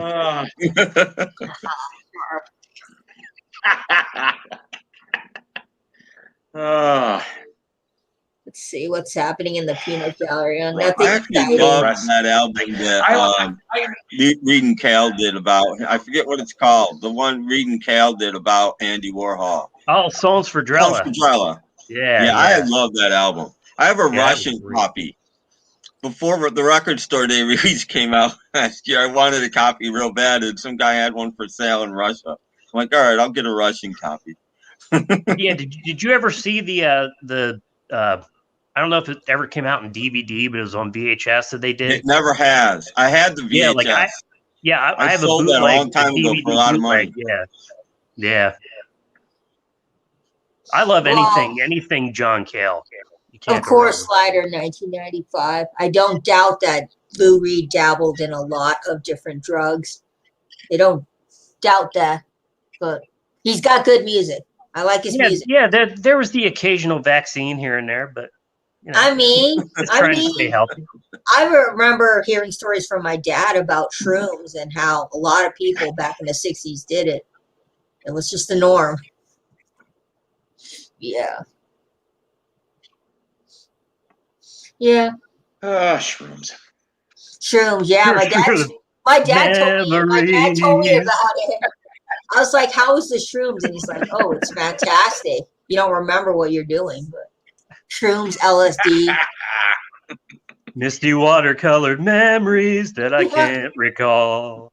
So real quick, we were talking earlier about like TV show hosts, and I mentioned Uncle Pete. Uncle Pete was this guy out of Binghamton, New York, but he did get syndicated, and he did a show called The Dark Vault of Public Domain. Unfortunately, he retired, but it's a really, really good show. His character is Uncle Pete, and it's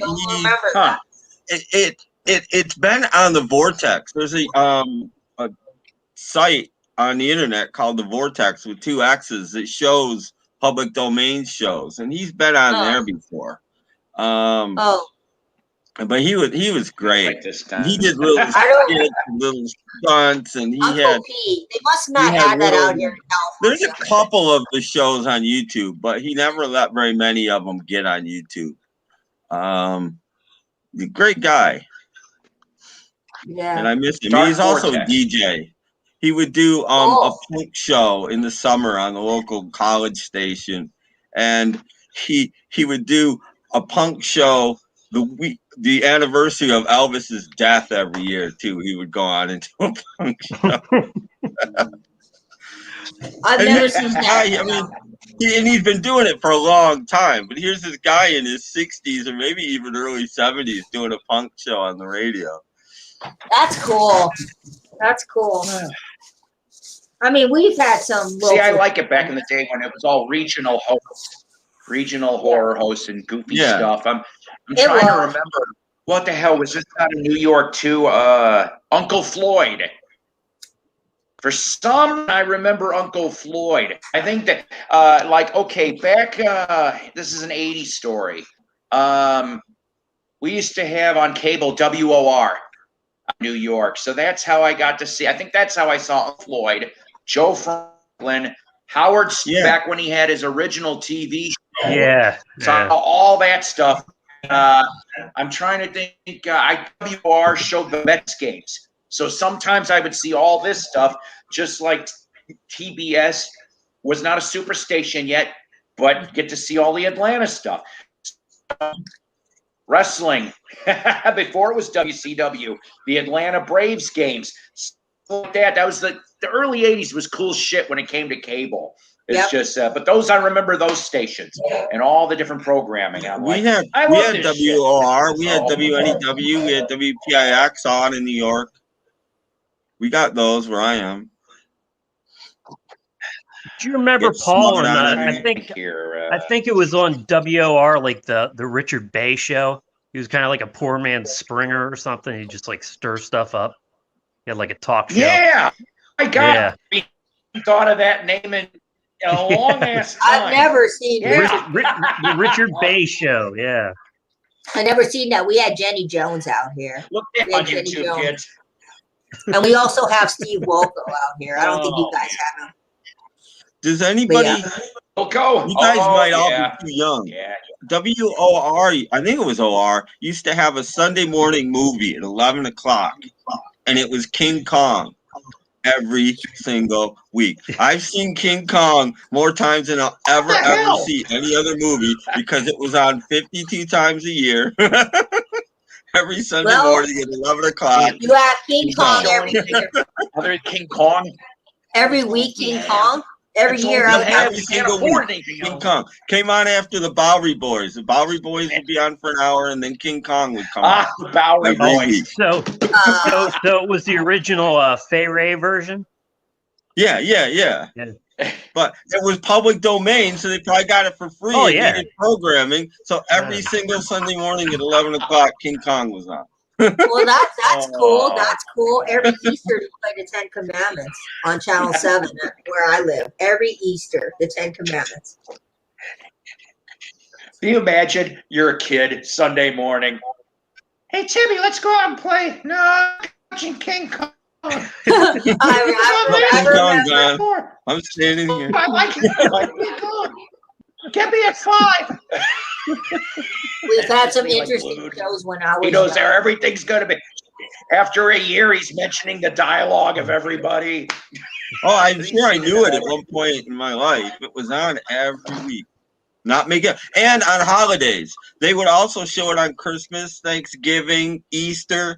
If there was a holiday, they show it too. So they probably showed that movie at least 55 times a year. Now you understand. Here, kids, here's your Christmas Kong. Oh. You guys had King Kong. My generation had Harry Potter. They call it a Santa hat. He's got a Santa hat. That's the special version. Yeah, they put some Santa hat.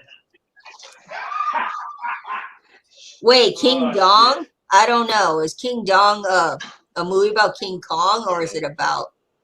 No, that's something different. I don't want to say it's a porno. No, he's head of the Ding Dong tribe. Ding Dongs were actually a snack cake. They were. Yeah. They were. Well, I don't remember Ding Dong, but my generation, when I was growing up, we had Dunkaroos. But you guys don't know that, but we had Dunkaroos. It was a snack in the 90s, which is similar to. They brought them back. Dunkaroos are back. We sell them. What? They brought Dunkaroos back? Mm-hmm. Oh, good. My childhood is happy. We have them in my store, but they're like $2, and it's you don't get. I'm like. I used to love Dunkaroos as a kid. Yeah. I don't want to know about this. So have you guys heard my hostess story? I don't know if I've told the hostess story. So Intercontinental Baking was the baking company of the Hostess, because Hostess was Chicagoland, at least one of the major factories. Okay, so this is a 90s story. So Hostess, they go off, and there was one of the production lines was in suburb of Chicago. Okay, I used to drive past this place, and somehow they found metal shavings. Metal shavings in the pie line. So they had to recall all the damn fruit pies, but I think it was like about 2 months of recall for the expiration date, and had to take it all back. So saying that, they went off, and the house next door to the factory was up for sale, right? During all this shit. In the middle of the night, they destroyed the damn house and leveled it. There's nothing left of the house. Nice big empty hole. I go by a couple weeks later to discover, oh, how nice. There's an employee parking lot now next to the factory. It's all asphalted and stuff. Yeah.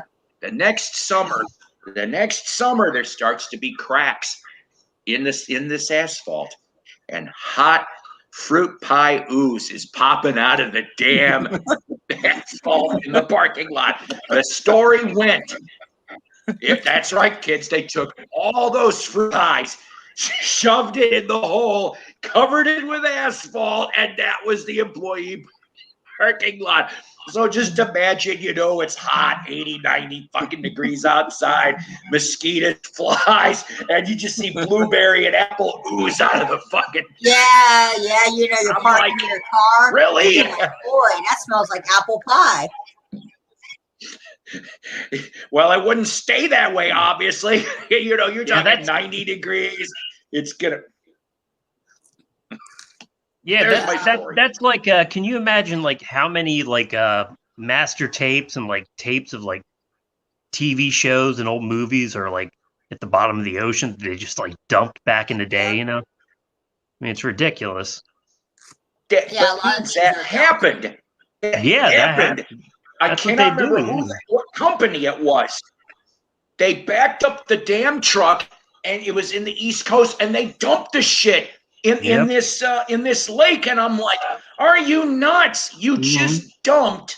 They thought it was shit back then. You just dumped a shit ton of gold into this lake because it was inconvenient and you couldn't have room for it. Plus, they thought after like All the the initial lost release, shit. like these things would not like mean anything like years down the line. That's why they say like 95% of like all the silent movies are gone. You know, Yep. they just get 90% destroyed. You know? of all movies made before the year 1950 Yeah, are gone. Gone. 90%. Tim Allen, do you remember there was a story? This story went back to like the 80s or the early 90s. But this is in Hungary, okay? There was this roller rink in Hungary, and they went to go demolish it, and they discovered a crap ton of silent and talkies. And they said some of it, they thought it was lost. And then I'm like, holy shit, now that is a kick-ass find in all the places. They're still finding silent movies, thank goodness, due to companies. A lot of people don't know this. It started in the late 20s.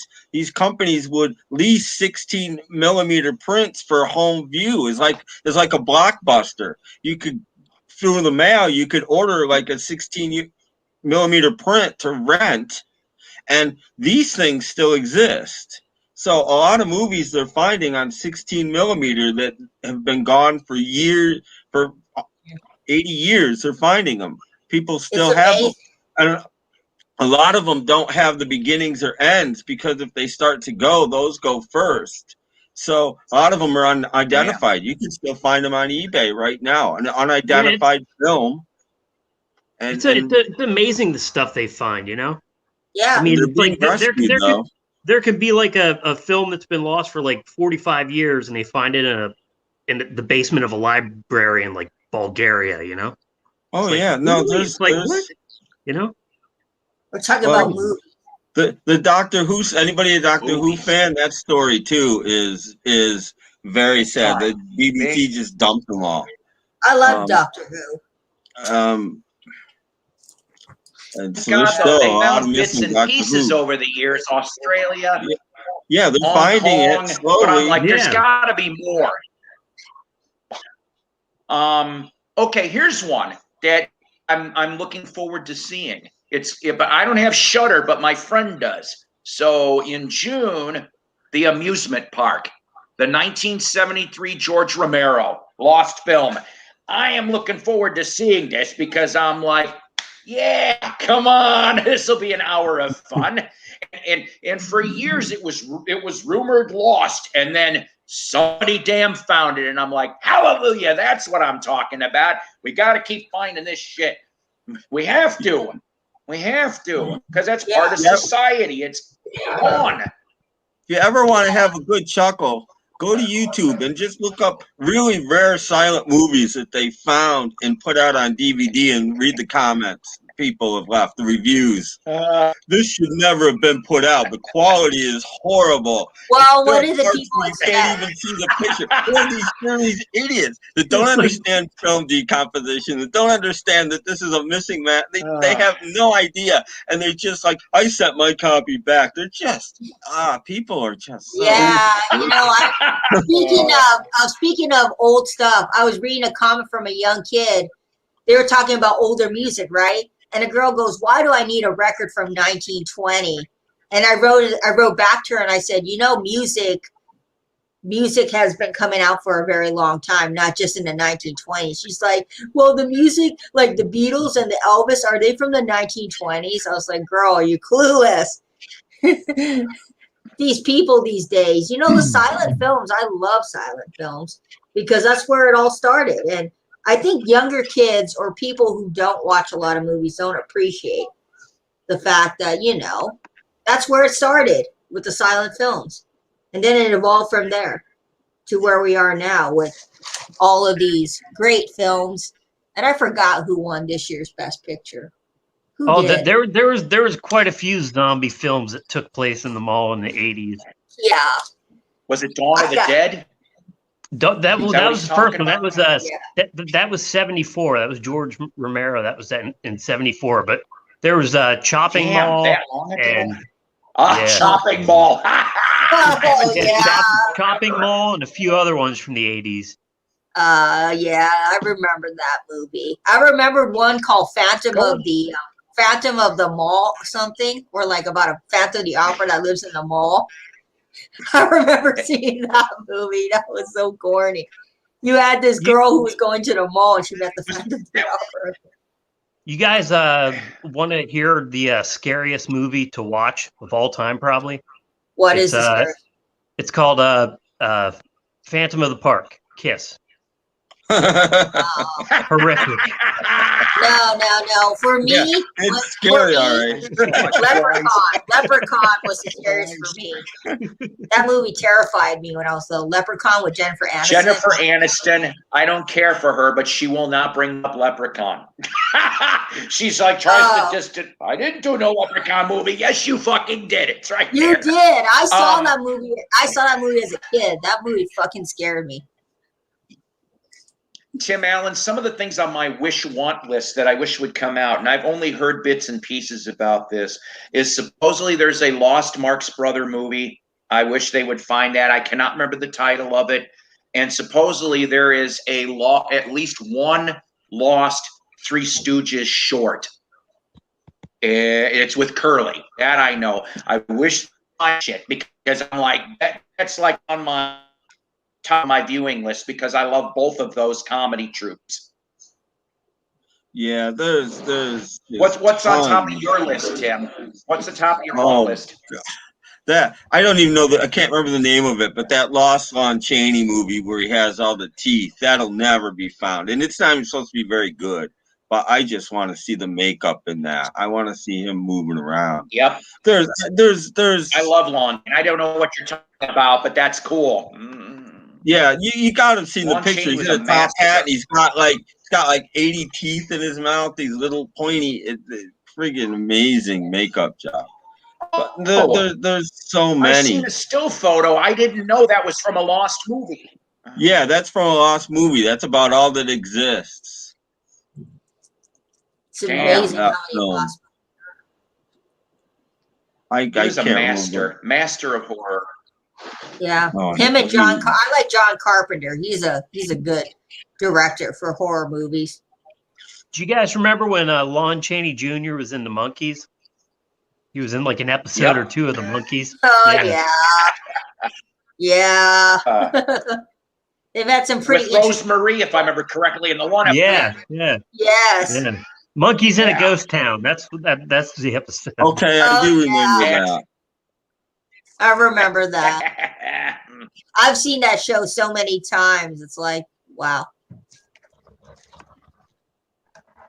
Yeah, Hellraiser. There you go. I haven't seen that since that first came out. Clive Barker's a great director. Him and a lot of all those horror directors. I like The Shining. I'm trying to think of the last really good movie I saw horror-wise. It's been a while. The last one I saw was The Shining with Stanley Kubrick. That was the last horror movie I saw. Oh, Kubrick is something else. Oh yeah, he Kubrick really was. He was else. a master too. He was great at what he did. Excuse me a minute. Talk amongst yourselves. I'll be back. I like Kubrick. He did some good movies. I also saw Eyes Wide Shut. I think that was by him. With Nicole Kidman and Tom Cruise. Mm-hmm. I don't know if that was the last movie he did before he passed away, but I remember seeing that in the theater when it came out. Laurel and Hardy. I love Laurel and Hardy. Abbott and Costello. Good duo. The Three Stooges. There's a lot of funny comedians back in the day.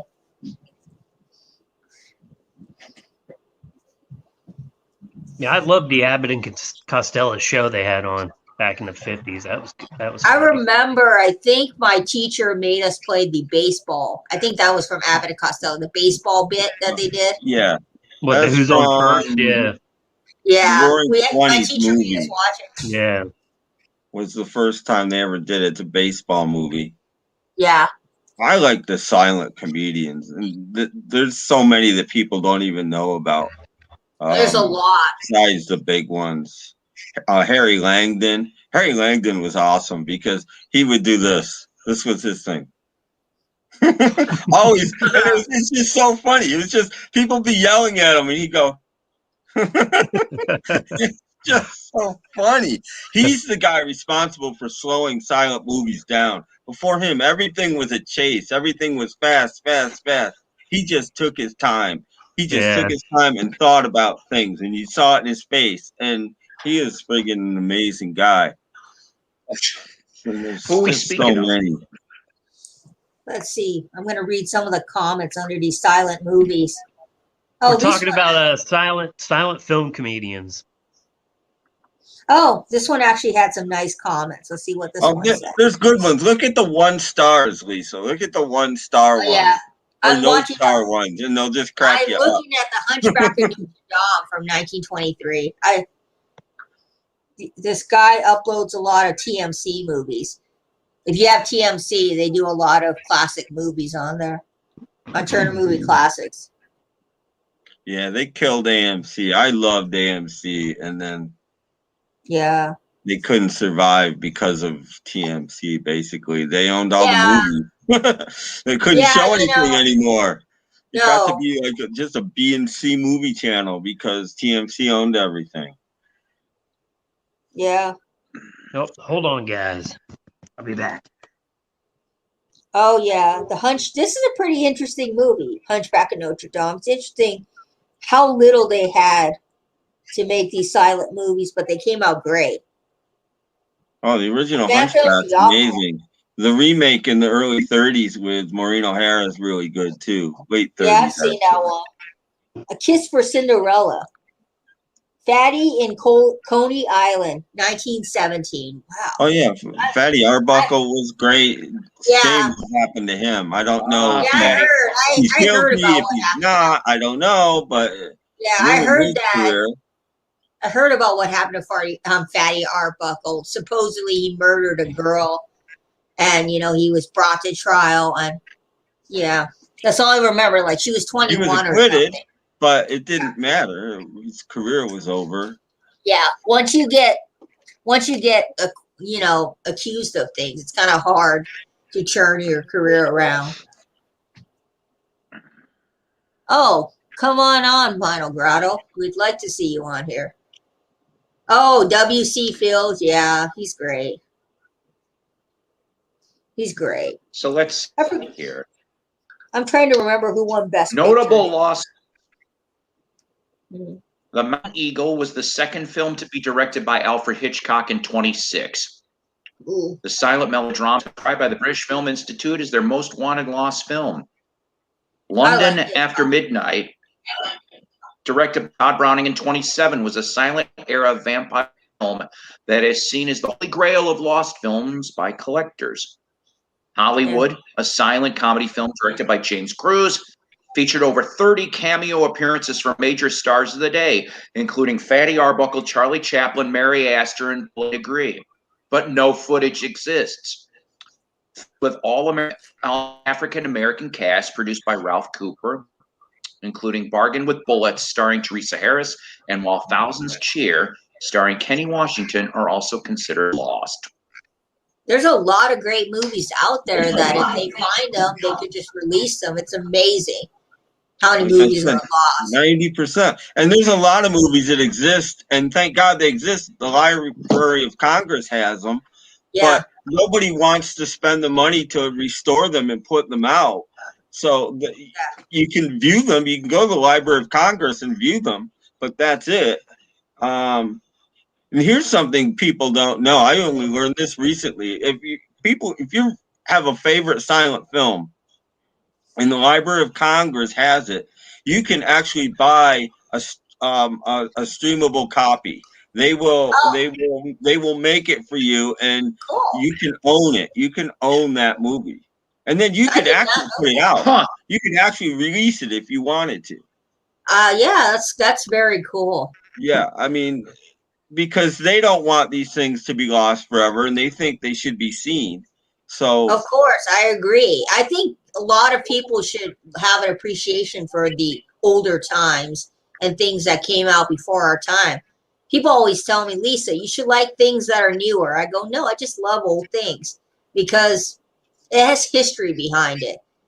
And, it's not something you're going to ever see again. And I've always been connected to, you know, all the 20s, the 30s, the 40s, the 50s, and so forth. Yeah, someone told me one time in one of my videos, Lisa, you should buy newer music more. I go, no. I love my old stuff. Mr. Beans. Yeah, I don't care for Mr. Beans. Rowan Atkinson. I don't care for his comedy. I mean, he has his, you know, people that like him, but I just think he's kind of annoying. That reminds me, I want to go see that documentary they have on Netflix about the last Blockbuster. It's I've been hearing a lot about it because the last Blockbuster is somewhere in Oregon, so I definitely want to go see it. Oh, there's YouTube videos. People go there. You can watch lots of YouTube videos on that. I spent many years at a Blockbuster when I was young. I used to rent a lot of videos from Blockbuster. Well, newer movies can be good. Like, I like Schindler's List. I think that's a great movie. I really like Parasite, which came out in 2019. That was a good movie. I really like The Artist, La La Land. There are some good movies. You've seen The Artist, Lisa? The Artist movie? Is amazing. I love that movie. I mean, it's a new take on silent films, which I thought was do you know what The Artist is, Paul? No, I was just going to ask. Like 10 years ago, however old it is, they made a silent movie. And it's really, really good. It's a good movie. It's a good movie. The guy won a Best Actor nod for that movie. He's a French guy. It's about silent filmmaking, but it's silent. You know, I didn't know it was silent when I bought it, and I watched it, and it was like a half an hour in before I realized I was watching a silent film. I'm so used to watching silent films, I didn't even realize I was watching a silent film. Yeah, exactly. You know, I don't care for Mr. Beans. I guess there are people out there that like his acting. You know, British humor. I mean, I do like some British people, like what is it, the Monty Python, of course. But yeah. Hey, I collect records. It just happens to be, Captain Spaulding, that particular album I bought isn't on vinyl. I'm a person that collects both CDs and records. Hi, Captain. I have no preference. Hey, what's up, Captain? Captain Spaulding. What's wrong with the CD community? Am I going to have to make a video for it now? Professing my love. Here, I'll do a Matthew Benny Hill. Hi this, everybody. The Midnight Callers, not out on vinyl. Oh, Red Letter Days. Yeah. He's actually mentioned in the credits of this. Matthew Street. You know what, Cap? And so Stephen Sneed. They're both mentioned in the credits on this album. Oh, yeah. Stephen Sneed, I called him the godfather of the CD community. That guy's got 7,000 CDs. Yeah, I think the vinyl community should merge like vinyl and CDs together and just call it the VD community. Yeah. Yes, vinyl. Yes, vinyl, Grotto. I got a slogan. VD gets around. That's a good slogan for the VD community. Yeah, we don't stick around. VD gets around. Trademark that son of a bitch now. No, you know what? You know what? That's a great idea because I collect cassettes too. You know, I'm not a person that's gonna stick to one genre of collecting things. I like CDs. That's what I grew up with. And so, my opinion on that is listen to what you want. We should still be called the VC community and still promote vinyl as much as we can. Yeah. But it doesn't mean that you can't be in it if you collect vinyl. Yeah. So you should collect something, I think. I don't think you should be in the VC and just stream music. I don't think you should be into that. Show whatever you have, whatever you collect, you know? But, you know. Yeah.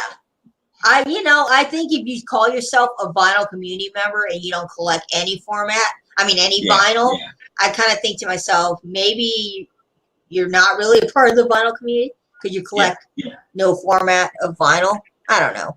I don't want to do a video about that. I might ruffle some feathers. Yeah, the VD community is fun. On a streaming service, that doesn't qualify you to. The VD community is a good time until the next morning. I stream music too. I love right. Spotify. And the streams you will have will be burning streams. Yes. It's a different type of stream. Yeah. And you'll pay a lot more for it. Vinyl Kicks 86, you understand, because we are 90s kids. So for us, CDs were the, primo back then, Vinyl Kicks 86. I remember having REM on CD because I thought, Yeah, you don't have that? I'll burn you a copy. No thanks. Yeah. No, I used to burn my friend like Foo Fighter albums on CD because I had Roxio back in the day and I had Napster. I don't think you guys know Napster, but I had Napster. I was 17 and I was using Napster to burn my friend's music because I thought, give them free music. Napster was terrible because you didn't know what quality you were getting. It was often awful. No, Captain Spaulding. We're going to do CD drops. You ever heard of CD drops? Is where you drop your needle on a CD. And drop it on the floor. Use it like as a coaster. You drop it on a table. Be like the first Austin Powers movie when he opens up a copy of the Birds Mr. Tambourine Man on CD and puts it on his turntable. Captain Spaulding wasn't even a kid in the 80s. He was a baby. I'm 51. I'm still a baby. I'm still a kid. I want this BD community. I'm gonna make a video. I'm gonna introduce a new community so we can merge people who love CDs and vinyl because we should have a VD community. A VD community. I don't know, VD or maybe VCCC. VD community. It's catching. Yeah. VD. Venereal disease. Catch it. How about the STD community? That stands for stereo, tape, and discs. Yeah, gonorrhea not included.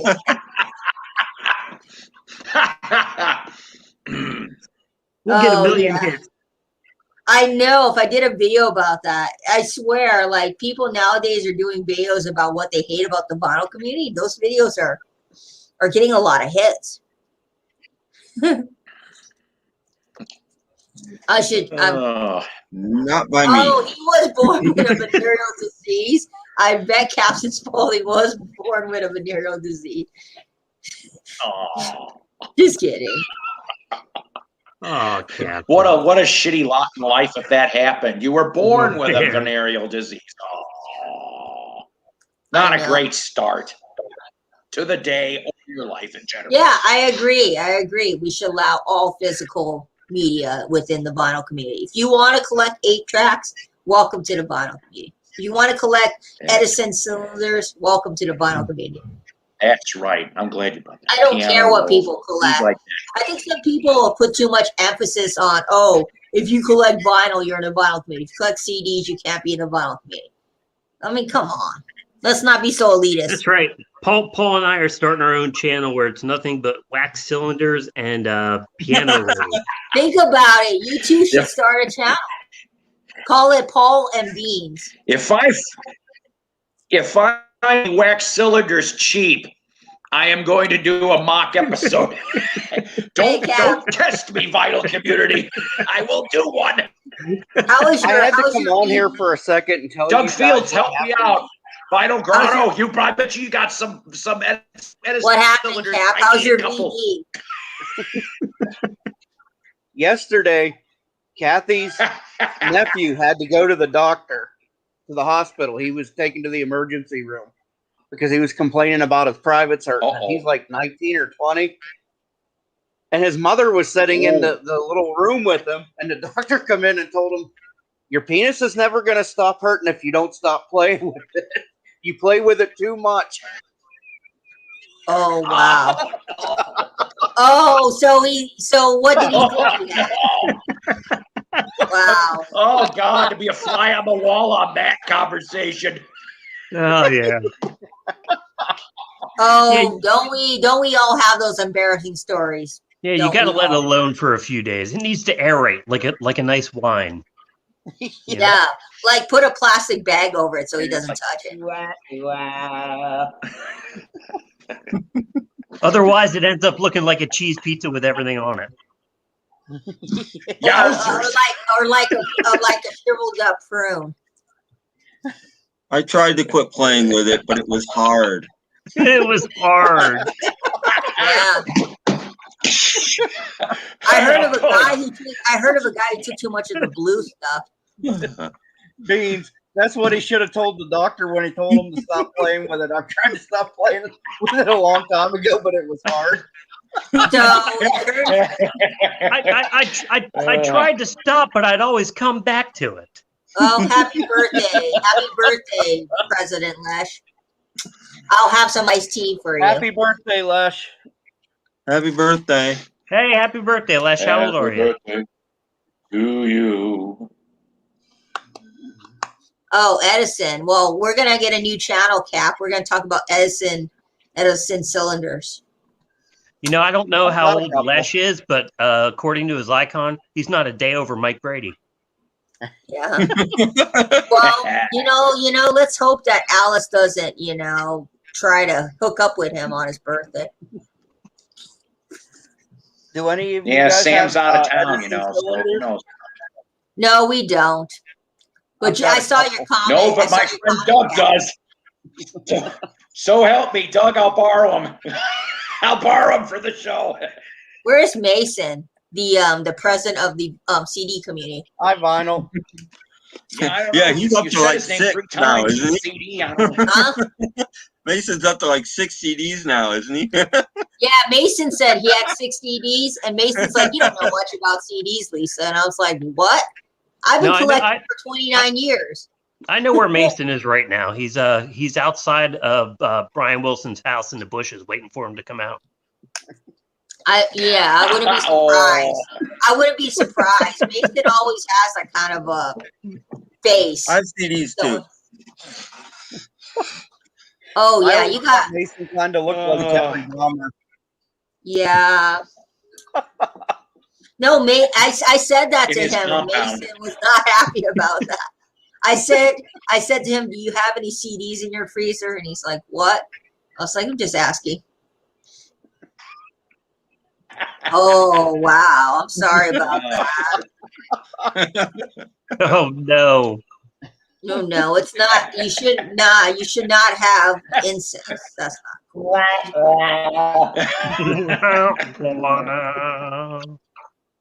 Hey, Lisa. Wonder how many kids that makes now. Night when he was playing Jim Croce, and I said, I made the joke about the plane getting there about 30 minutes before the ambulance, and it's like, that's not funny. I'll kick you out.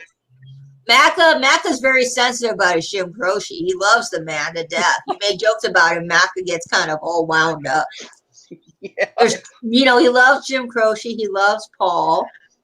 So if you make jokes about those two people, he gets very wound up. I mean, I thought it was a little bit of a morbid joke, but at least I thought it was a little funny.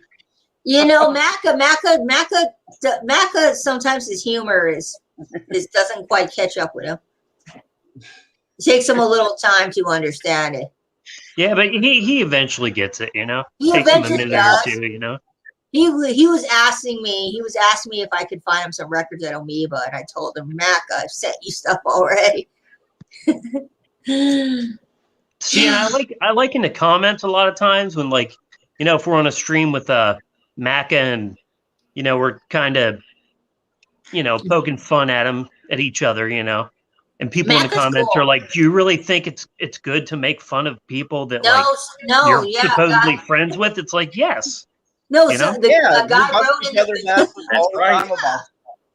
wrote in the comments to me, and he goes, why are you so rude to Macca? I go, me and Macca always rib with each other. And he goes, you know what? He goes, you need to be nicer to people. I was like, who are you to tell me things like that? That's what friends do. They try to take the piss out of each other, Exactly. And I said to him, me and Macca are cool with each other. We always rib each other. Richard should get a pair of dark glasses and a cane and sit outside a record store with a box big enough to hold records and see if anything happens. No, Richard gets records every week. In fact, the guy is going to send him more. Yeah, he already gets too much. No, he has a sugar daddy. Okay, let me explain. he has a sugar daddy who sends him records through record Please trade. do. And the guy That doesn't needs tell explanation. the guy has no name, okay? He's an anonymous record donor. He donates he buys stuff for Richard. Uh-huh. He doesn't tell Richard what his name is, and he sent Richard a painting of the Beatles. And I was like, wow, somebody loves Richard. And then another guy asked Richard. That guy that wants his autograph. Oh, the guy who wants stuff. Oh, the guy who wants his autograph. I think it's that guy. The guy who wants his autograph is like, Richard, can you autograph it on the picture of you with Paul McCartney? And I hope he doesn't ask for my autograph because I'm not giving it. I am not giving my autograph to anybody. Yeah. Yeah, you kind of have to be a little thick-skinned in the vinyl community, at least to survive. Yeah, you do. We're crazy. You do. Or both. Well, anywhere. If you need, you need to. If you want to survive in life, you have to have some kind of, Yeah.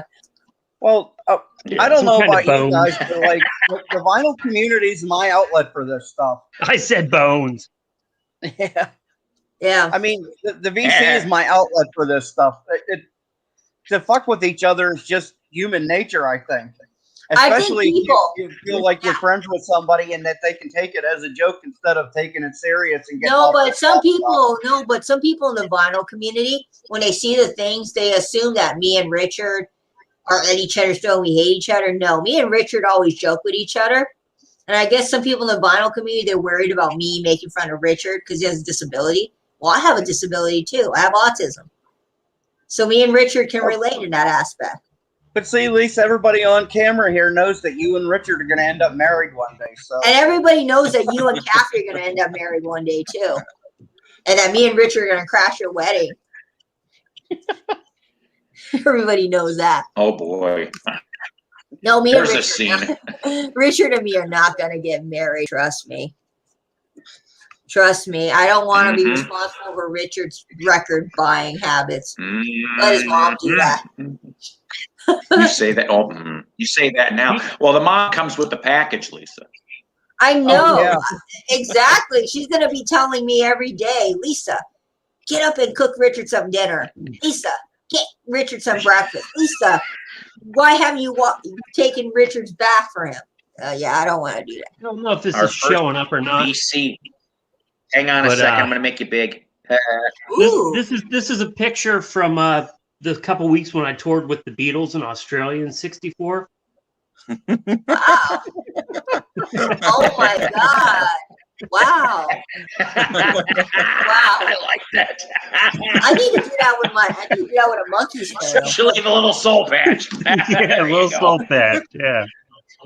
Oh my God. My dad had something that I really wanted from the Beatles. It was a letter signed by all four of them.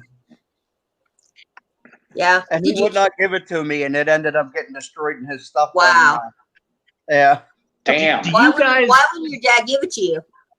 Do you, Paul or Tim, remember Saturday Night Live in the early '80s, the Eddie Murphy sketch when he was in the Beatles? I don't remember the Beatles one, but they were called. He was pissed off because they were called the Clarences. Clarence. Who doesn't remember Eddie Murphy? He was one of the funniest SNL. Beans, do you remember Buckwheat's Greatest Hits? Oh yeah. Looking for love in all the warm faces. Looking for love. Oh my God. She times a fate.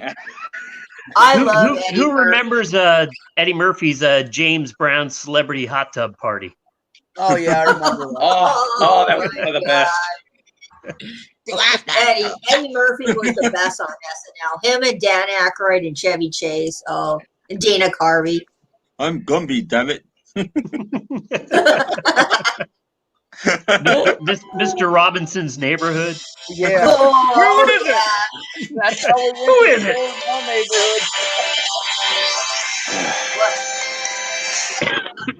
Somebody got some fairy music playing in the background. Goodbye. No, Vinyl Kicks 86. I would never take Richard. I don't have an attraction to Richard. It would never work, Vinyl Kicks 86. His mom is a deal breaker, okay? It'd be like, it would be not be worthy. Yeah, but then once you two get married, you would be his new mom, and you would tell him. I would be his. Oh no, yeah, I'd be watching him every day. No, Cap. You can find someone for him. I'm sure there's plenty of. I think that would be great. That would be great. You guys could have like a bunch of little dickies running around. Oh no. Can you just imagine? Can you just imagine a bunch of people like Richard Dolan? My God, no. I love you'd brighten up his life. Richard said if he had kids, you know what he would name them? He would name them either Paul, Mary, Linda, or Stella. Or James. I was like, oh, figures. He would name them after the Paul McCartney's kids and him. But he likes other artists. Not he just Paul. Does. He's all about other artists. He does. He can't name any. He can't name any of them, but he likes them. No, he likes Michael Jackson. He likes Michael Jackson. Michael Jackson. I got to tell you that duet on "The Girl Is Mine" last night, priceless. Yeah, Anthony told me not to quit my day job. That's going in the YouTube Hall of Fame. Yeah, we did it. We did it for the vinyl community. We also did a duet or some other song. Has Richard actually watched "Give My Regards to Broad Street" yet? When I met him, he hadn't even seen it. Yes, I saw off on that movie about how bad it was, and he'd never even watched it. And I'm like, no, he did. He did for Invisible Ray, because Invisible Ray and him was supposed to review the movie. So I watched it with them, and oh yeah, it was a bad movie. Oh no, it's terrible. But you don't have any right to mock it if you haven't seen it. No, I mocked it after I seen it. It was terrible. But he's claiming to be the world's biggest McCartney fan, and he hasn't even seen his movie. The guy has like 10 McCartney up. The guy's not the biggest McCartney fan. He doesn't even have the half-speed master around. Well, who does? It's so hard to get. Sean and Yoko to send me my copy. I didn't know it was hard to get. My record store has it. Yeah. I may pre-order something. I've never pre-ordered anything in my life, but they got this Almost Famous soundtrack coming out. It's going to be 5 LPs. Oh. It's like a remaster of it. Yeah, because the original of that album goes for a lot of money. The original album. And I've loved that movie since I was a teenager. So. Well, Tim, my red vinyl Ringo Zoom In came with a thank you note from Yoko. Oh wait, that was a fuck you. Awesome. Note. Sorry. Awesome. Sorry. Oh, you didn't get a copy from Yoko? I'm surprised. That's great. If you're watching this, Yoko. Don't get me started on non-Beatle fans getting. Okay. If you're watching this, Yoko, where the fuck is Beatle Brad's copy? Thank you. I should see if I can find a Heather Mills autograph keep somewhere and send it to Macca. Vinyl Rewind wound up getting Plastic Ono Band too. Macca's gonna get this album in a week from me. I'm sending this to Macca. I hear though, if you get an autograph if you get an autograph from Heather Mills, it's only one of her two names. Does she sign it with one leg, or does she sign it with both arms? She only signs one of her names. Oh. Yeah, I wanna get the Almost Famous soundtrack, but I don't want to get the 5 LP. Are they gonna do a 1 LP of it? You don't have a leg up on that one. No. No leg up. Vinyl Kids 86, I wouldn't brighten up his life. Trust me. The kid's got enough trauma with the mom and the dad. I would ruin Macca's life. The first BC reality show. Oh, can you imagine? Can you imagine if we had a BC reality show? Just imagine it, Paul. If we had a BC reality show and Penge and Derek were the hosts of the BC reality show, the puppets, and then we have Captain Spaulding, Captain Spaulding is like, I don't know. He's the one that is like starting the drama, and Mac is like, no, I'm gonna fight you. Just imagine the first BC. It'd be funny. And we could have Stunty in the background as the model, you know, showing off the BC people. So, has anybody watched Ray's nominee video? I haven't watched it yet. No. Oh, I think it's Beatles fans, right? They're nominated. Just his Vinyl Nerd of the Year. Yeah, Macca's nominated. I haven't watched it. Let me see. Oh, okay. Let me see who got nominated. Yeah, I was gonna say I haven't seen that one. Okay. Let me see. I'm gonna put it on low volume. Okay. Who's nominated? Oh, he's got all these like cartoons. TJR is nominated. Well, yeah. There's a couple of absolute musts. I guarantee Andrew Dixon is nominated. I would bet my life savings on it. TJR remembers Eddie. Okay, number 3. Does Invisible Ray and Andrew Dixon have like a real thing going back and forth, or is it just one don't like the other? Or?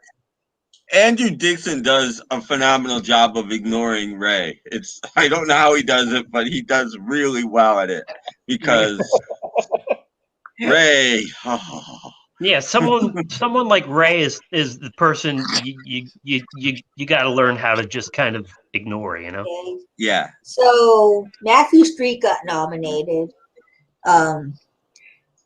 See, I've never had a problem with Ray. I've always liked Invisible Ray. Ray put me in a good light in his video. He didn't make fun of me, so I was not mad by it. When I first joined the vinyl community, he like did a video and had me on there, and I was like this fat person and stuff in his videos, and people were like, "Why didn't you get mad about that?" I'm like, "Because I didn't take it that way." And he was just shooting jokes at me. When you get an Invisible Ray video, to me, that's kind of there's Andrew Dixon. He was nominated. Yeah, that's a badge of honor, you know. Of course. Yeah. He had to be. No, I know who won last time. It was Fit to Be Tie-Dye. He won. He won his last. I don't know what qualifies you for a Vinyl Nerd nomination for Invisible Ray. Brad's nominated, isn't he? Yeah, Beetle Brad's nominated, but why didn't Yoko send him an album? Because his channel isn't popular enough. No, they sent it to people who had less subscribers than him. They sent it to Christine Summer. They sent it to A Beautiful Life. They sent it to Frank 33 RPM. Well, Frank's got a billion. Yeah, but they've got like, you know, I mean, Beetle Brad's got like under 3,000 subscribers. I know, like, but some of those people have a lot more than that. To Marv too. Marv Beetle 85 should have got a copy. Are you guys talking about not that? Enough. Are you guys talking about that album that's going around to get signed? No, no. Plastic Ono Band. Oh, okay. It's about Sean and Yoko sending out like the album that's going review around copies of the Plastic Ono Band box. Interestingly, Vinyl Rewind got one, but he didn't get a card from Sean and Yoko, so it must have he was confused for a few minutes. Publicity. It must have just been from the publicity guys because he didn't get the card. Yeah. And Frank thought it was a joke. Yeah. That video pissed me off. I haven't watched the 33 1/3 video since. You know, ironically, I don't think he's a big Beatles fan. I don't see him mention the Beatles. No, he's not. He's a metal guy. But he does. He's a metal guy, and he thought it was a joke. Yeah. And Captain, to answer your question, the guy who does the signing of the vinyl, he contacted me like a few months ago and he said, "Hey, you want to sign the record?" And I never heard from him. Well, you have to put your name on the list to get it. Like, he's the one that came and reached out to me and said, "Hey, I want you to sign the record for me." Oh, okay. And I never heard from him. Yeah, he wrote me. I know that's how a bunch of others got it, like Anthony and all the others. You have to put your name on the list to get it. Oh, he came out to me and said, "I like your channel. Would you like to sign my Doors album?" And I said, "Sure." And I put my email address, and I never heard from him. as much as he's spending to ship this son of a bitch all over the world, he could just donate the money of that, and he's getting all these because he thinks that we're gonna go and we're gonna, bid on this album signed by people in the vinyl community. And let's be honest, the vinyl community, we're ants. Nobody outside of the vinyl community really cares about our channels. It's the truth. I mean, how much is this record gonna get? 200, 300 maybe?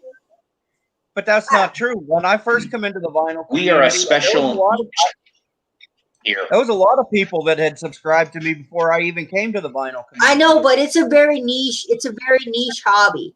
There's not a lot of people actively looking up vinyl finds or record collections. Like, you see a lot more gaming channels on YouTube. I think you'd be surprised, though. Right. I think there's, Yeah, but, I want to see when this guy is going to end this whole, record signing thing. When does he plan to end it? Because it's been going on for 2 years.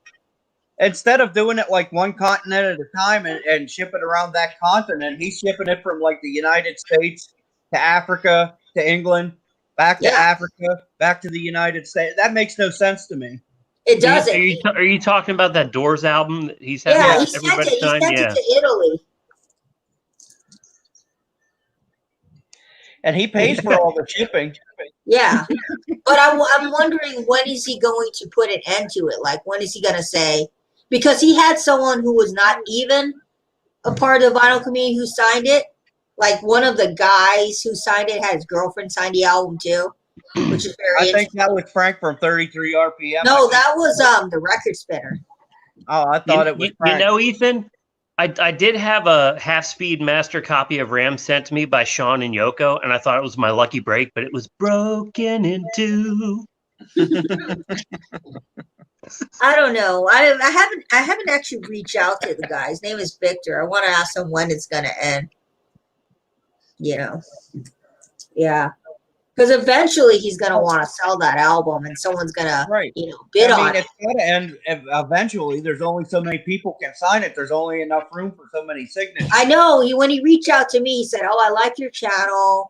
This was like a few months back. Will you sign the album for me?" I said, "Yeah, sure." Sent it to California. I never heard from him again, so I assume he forgot who I was. And then he reached out to me again and said, "Hey, would you sign it?" So I gave him my email. And never heard from him, so I just gave up with the cause. I gave up with, Yeah. I'm waiting for the moment where some jackass signs the playing surface of the record. That's what I'm waiting for. That might be Bing Crosby signed on the surface of the record.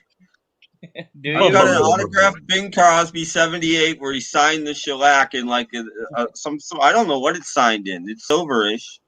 I don't think they had silver markers when he's still alive. Silverish. No, it was probably he probably signed it with Mercury. It was probably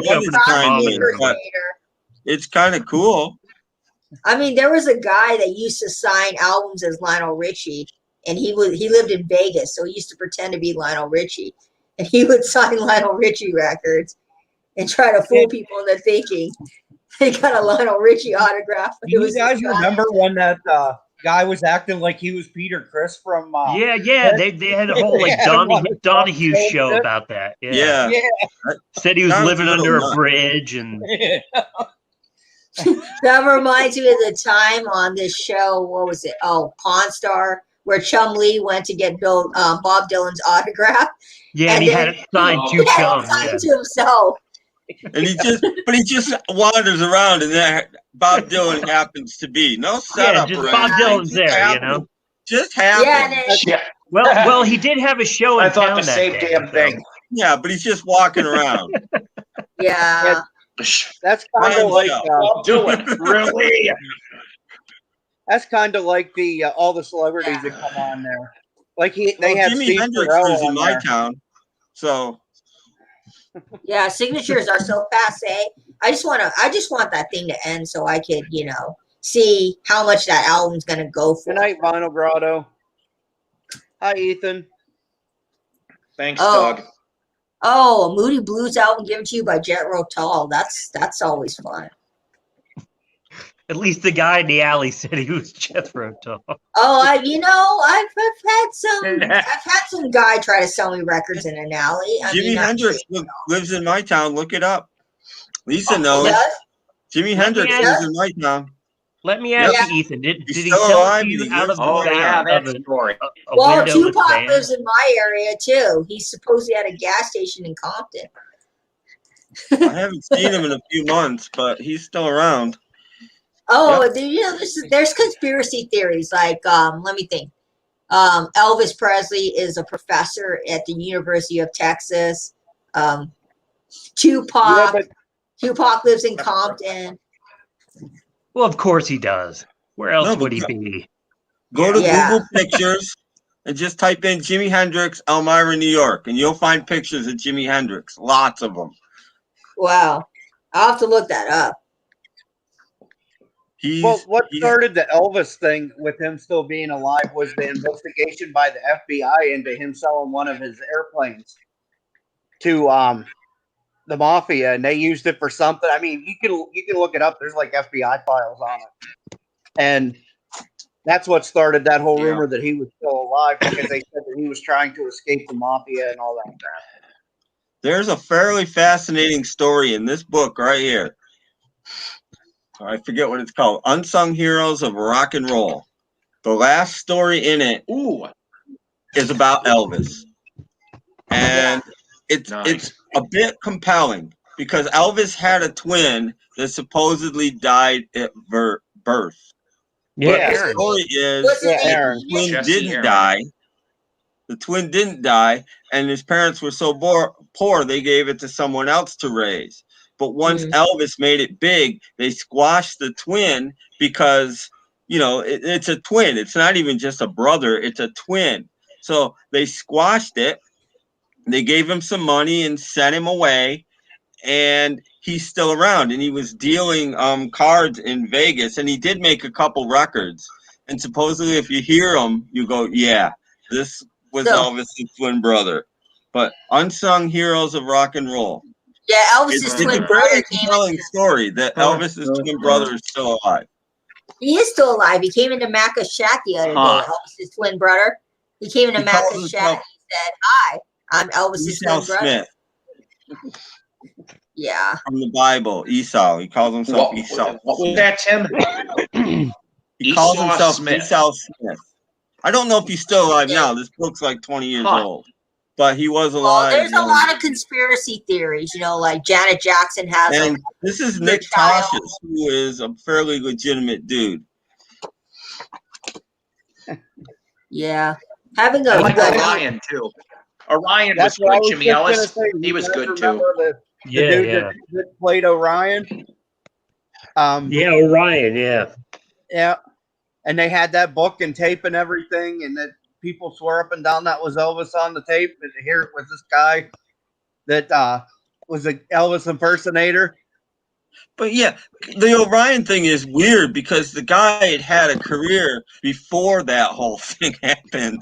So how did suddenly he just now he's Elvis, but before he wasn't? I mean, he didn't just make this one Orion album. He has a string of albums before any of that happened. Right. That Netflix documentary was really good, but sad, of course, at the end. Yeah, there's some really good documentaries. I saw recently I saw the documentary about the Beatles manager. Not Beatles manager. What was her name? The Beatles fan club president. That was a good one. Oh, Frida. Good old Frida, yeah. That was a good one. I watched it. That's a great documentary. I rewatched it again, and it's amazing. She had so much Beatles stuff. And she ended up giving away most of her Beatles memorabilia instead of selling it.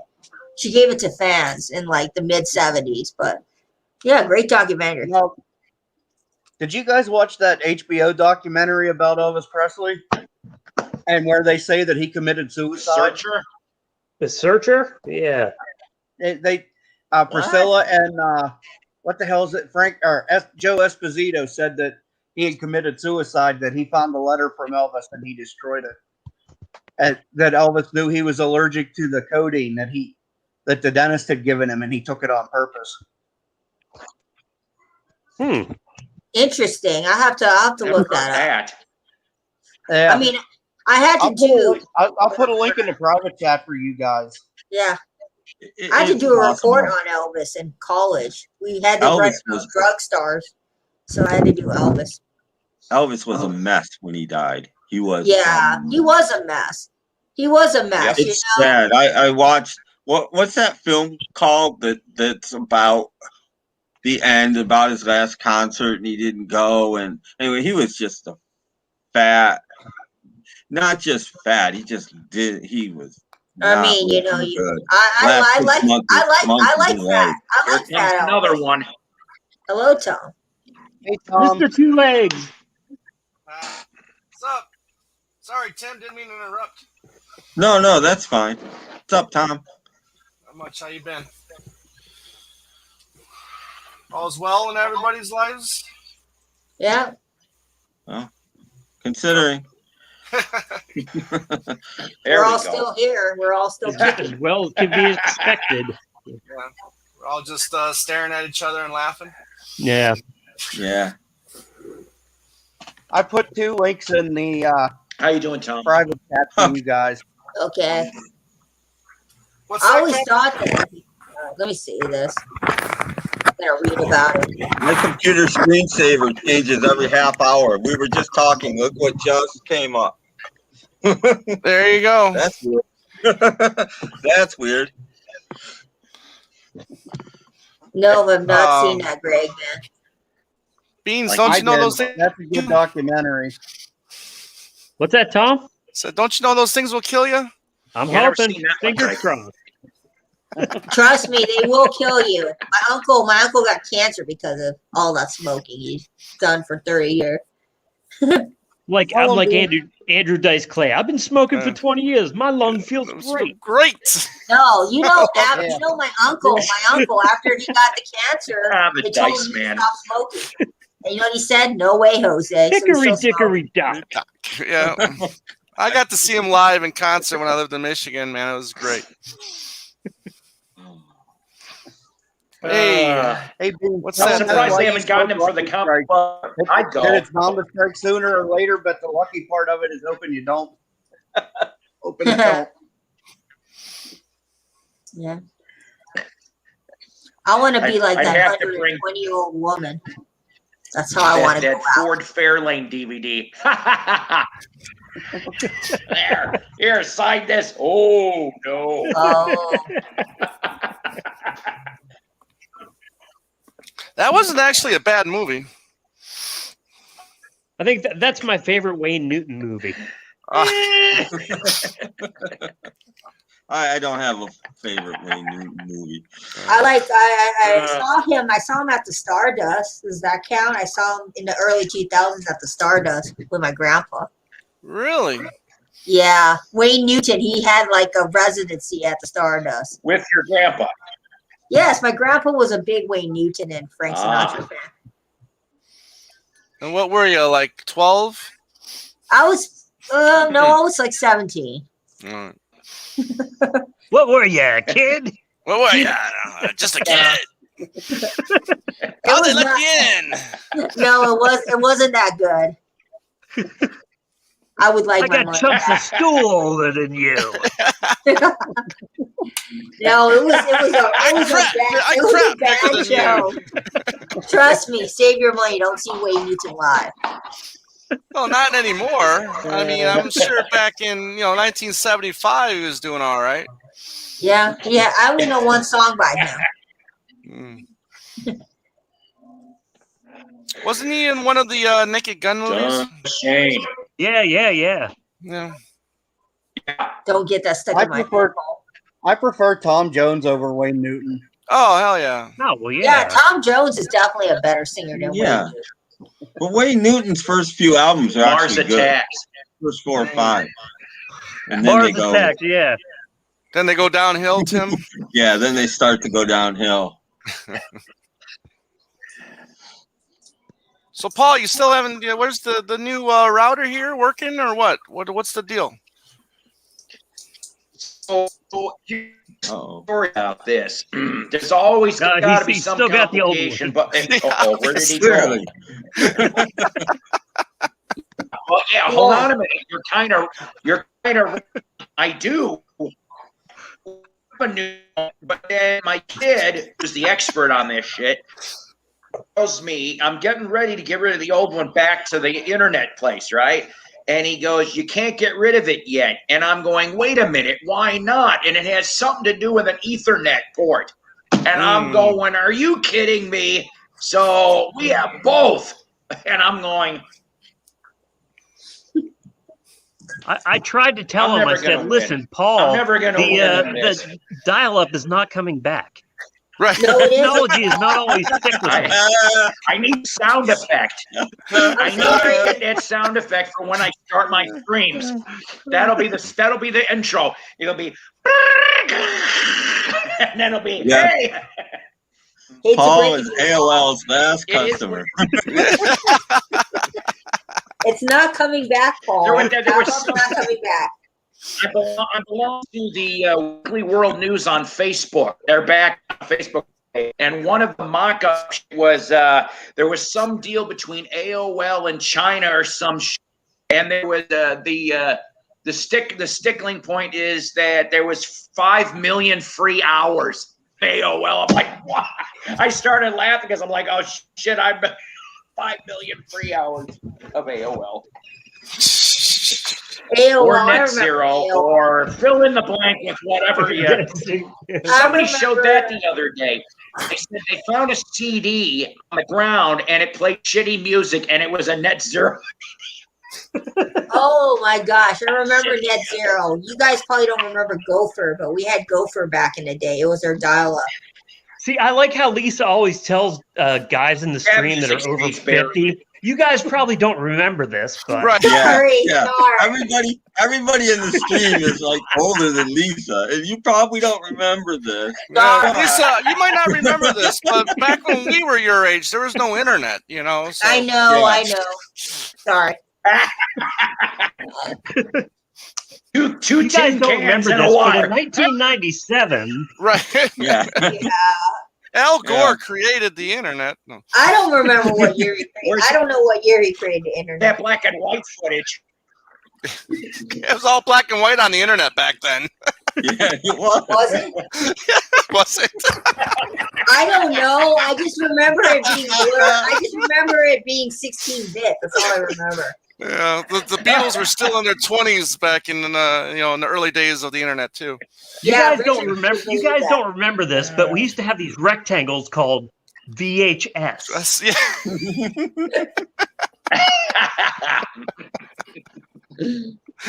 Yeah, there was this thing called a mounted phone that was on the wall, and it had a cord that was, a couple yards long. It used to be called rotary dial. Yes, I had the rotary dial. Get this. That's funny you bring that up. I remember hearing this maybe in the last year. They said, and I still don't believe this. I think this is a lie, but they said 8% of the phone consumers in the nation still have a rotary. Wow. I said, are you fucking kidding me? 8%. So they're 95-year-old grandmas. Well, that's probably all the South. Probably the Alabamas. Probably 86. Don't remember that. It's probably all your neighbors in Arkansas there, Paul. Think about it, Paul. It might be.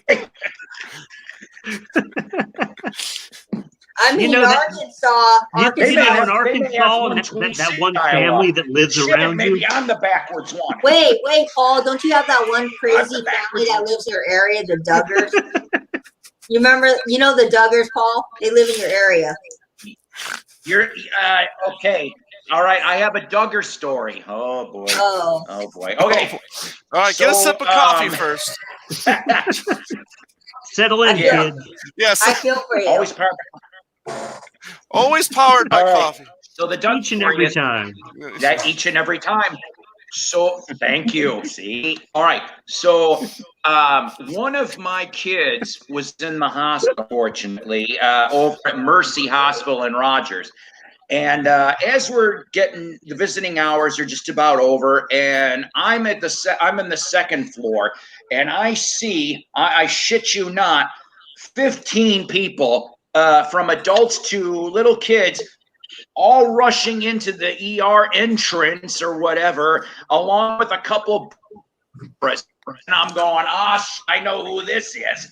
That was my Duggar moment right there. I guess it turned out some baby got born. That's what it was. Those people are always having babies. Some baby got born. I mean, that so family's got trouble. The dad currently right now, I guess this made the national news about a few weeks back. He allegedly, I have to say that, caught with images. No, allegedly, it wasn't the dad. No, I thought it was his son. Oh yeah, I heard that. Yeah. His son was caught with allegedly bad images. I'm sure it was just for research, like Pete Townsend. No. Like Pete Townsend. I'm writing a book about my childhood. I was abused. No, it wasn't. He did it on his work. I paid my $19.99 with my credit card to find research on what happened to me. This is the thing. There you go. I love the Who.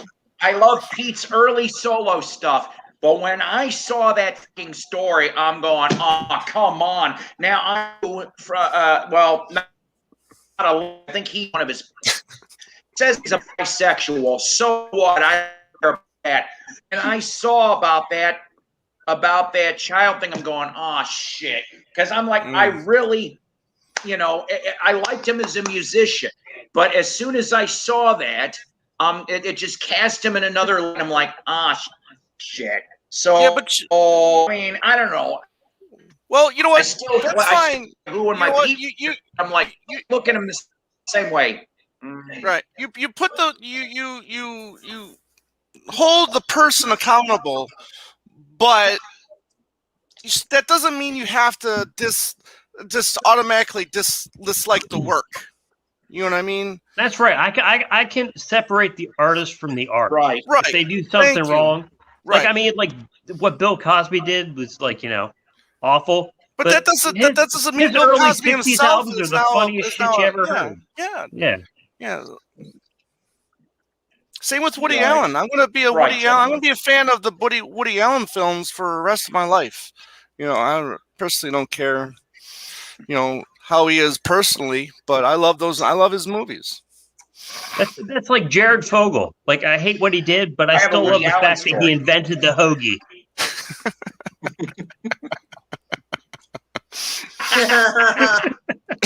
Lisa finally got it. This is place in Chicago.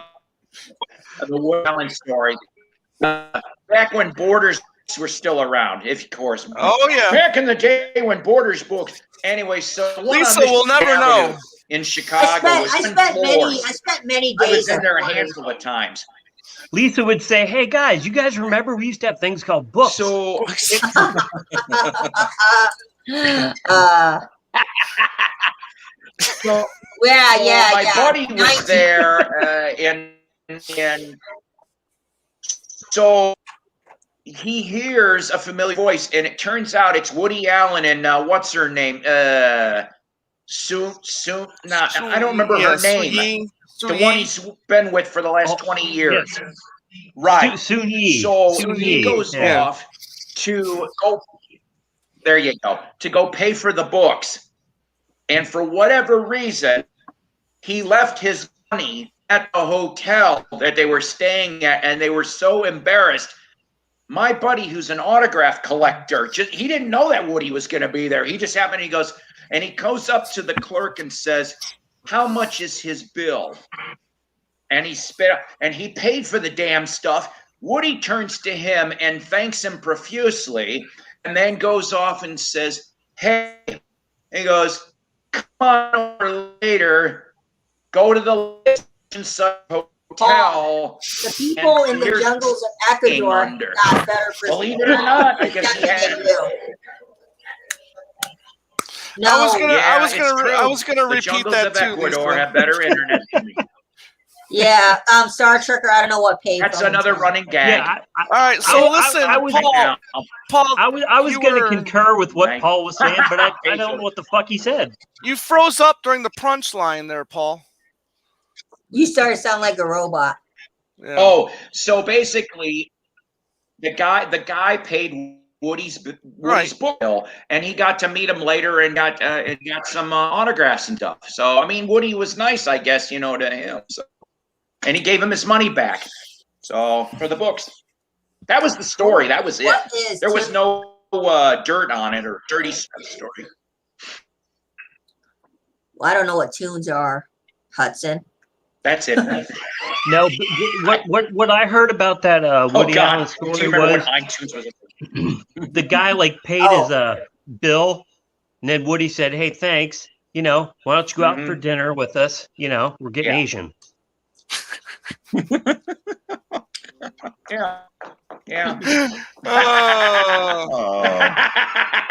So so there you go. Da. Oh yes, iTunes. Thank you. I'll be here all week. Oh, iTunes. I had iTunes for a bit, and then it just kind of died down.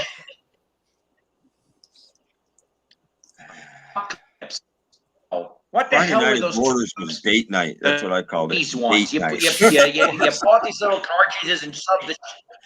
What was it?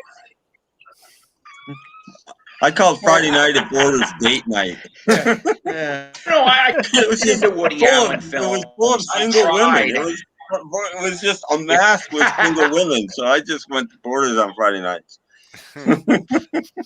There you go. Help them out. There you go. I used to live right next. I used to live right next door to one in Chicago. I liked Borders. I wish they still had Borders. I bought a lot of books. Tom, where did you? Say again, Tom. Where did you live around? I was exactly. I was when downtown. You were here in Illinois. Yeah, I was downtown Chicago. I mean, I lived right off of Michigan Avenue. And I worked out. Yeah, and I worked a couple blocks down. There was the big Virgin record store or music store or whatever. They had there off of Michigan Avenue, and yes, yeah. So, I was just right downtown. It lasts too long. No, but it was a great store, two-story store. Yeah, it was like Borders and Virgin Records, Tower had within walking distance. Yeah, I used to frequent all that shit. Oh yeah, I was like, we were pretty much a mile walk from any kind of restaurant. Oh yeah, right next to Lake Michigan, for the most part, right next to the pier. It really isn't. My first interaction with Chicago, I went to Columbia College off of Michigan Avenue down there, and I was registering. This was in '96. Big Star. Okay, and so I had a little time to kill. They were doing alphabet. That's how they were registering. So I had lunch, and then after lunch, I went over to Grant Park and I, by Buckingham Fountain. Right. And as I was walking to Grant, who the hell was walking to their car but Bill Curtis? And I'm like, I had to. I don't know if you know who Bill Curtis is or remember Bill Curtis. He does a lot of voiceovers on court TV type stuff now, and he also did a thing for Anchorman. He was like, I'm Bill Curtis. So I knew everyone was, that was from Chicago. And I was like, Mr. Curtis, my God. I said, what a surprise to meet you here. I know he was probably like, who is this 30-something shit talking to me? But I asked him, I said, I'm applying to Columbia in the radio department. And I go, and I'm like, I heard you were in radio too. Do you have any advice for me? And you know what he said? He goes, young man, be true to yourself. Because then you don't have to, I don't know how he said it. He's like, be true to yourself because you'll always remember yourself or something. It was almost for shit. I got what he said it in that Bill Curtis voice. And I'm like, thank you, stay. And off he went in his halfway Richie car. That was that. But yeah, so I miss going there. But I'll tell you that the bean was so decent. Yeah, really, you spent all this money. Look, bean. And if you don't know, Google it, people. Museum's off. Damn. All right, I'm just gonna say it now. We're all gonna pitch in like $10 each. Yep. Everybody in the chat pitch in $10 to the Mighty I'll Psycho. start the GoFundMe. Paul, start a GoFundMe page so we can all pitch in for your new router and funds. Yeah. So please, come on. Yeah, we need to do an auction like Cap did. We're gonna get you the router modem combo and all the other accessories. Telethon exclusive. Yes, there you go. We'll get you the fastest dial-up in all of Arkansas. Paul, we'll ask the Duggars. We'll ask the Duggars to buy the internet connection. Oh, hey, Ethan, you recorded The Girl's Mind last night, right? Who's asking? 326K. You got that? Maybe. Oh, You got to play that for Tom. Tom has to hear that. He was texting me last night about it, and I was out to dinner, so I didn't have a chance to listen to it, but that's fine. I'm glad you guys got to witness that. So now there's recorded I leave that, guys, record. to you for your memories. So I'm good. Trust me, you don't want to listen to it. Lisa, do you mind if I have it pressed on a 7-inch? I don't care. I don't care. It's gonna be a Third Man Records exclusive. Record Day exclusive. Yeah, that's why it's going to produce our album. On 100 colored vinyl press with locks of Richard's hair. And then it's going to have me and Richard's picture on it. Yep.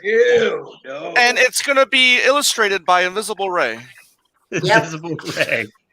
And Captain don't give me all these ideas. It's gonna come in a paper bag. Right, paper bag with shit in it. Paper bag. Shit in it. The first 10 copies come with dog urine on it. It's gonna come in a paper bag filled with human feces and hatred. And then the first 20 copies are going to have a Charlie picture on it. Yeah.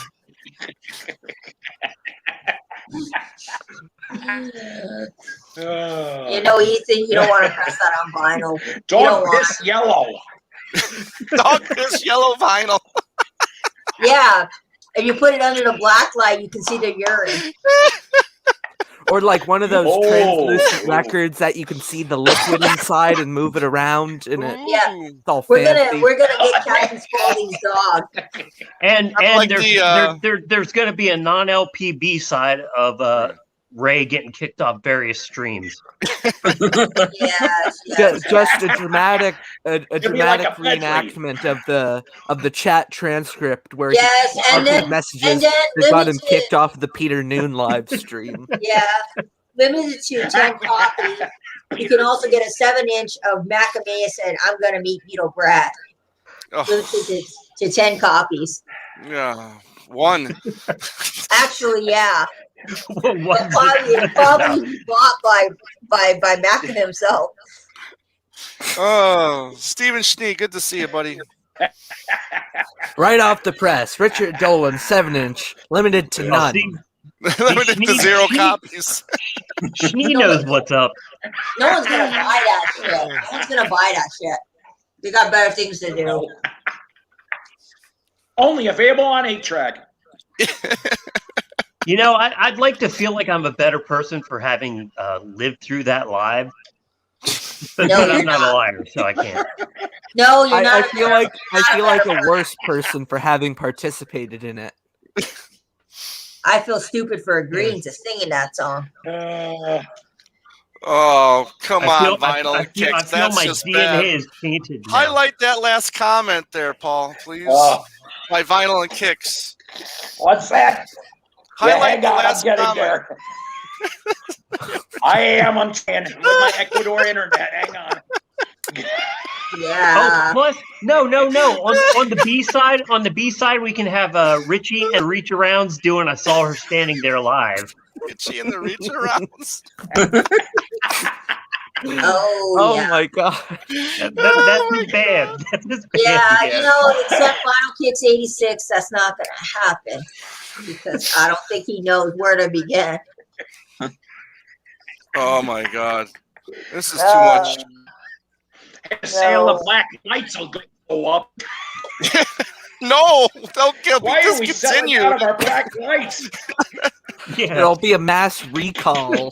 There'll be a mass recall. New warning labels will be put on the remaining stock. Yeah. Put your seemingly normal vinyl under a black light and be amazed at what you find. Yeah. Oh, you mean man, I'm sure if you put a couple of Warrant records under a black light, you'd see some weird shit. Yeah. Oh, no cherry pie stains there. I don't even want to know what's on those Striper records. On special 180 gram DNA vinyl. Yeah, Striper Records, Poison, Cinderella. To hell with the devil! Exclamation brings mark. a new meaning to brings a new meaning to the song. I'll always be there for you. DNA. Yeah. Yeah, I saw Striper in '86. I did. Why? It was a good show. Armored Saint opened for him. How about that for a strange bill? Why did you go Armored to Saint with John Bush singing and Striper? Wasn't a bad show for either of them. You hear how the whole room goes silent. He's like, it's all Striper. I know. Well, shittier concerts than Striper than anybody's seen out here. Come on. Nothing kills a live stream faster than the word Striper. Yeah. Can you get your money back for that concert? Fine. I didn't say they were great. I just said Tom, you know your mic is muted, right? Why did you waste money on Striper? What was your reasoning? Did you have a girl back I didn't waste money at all.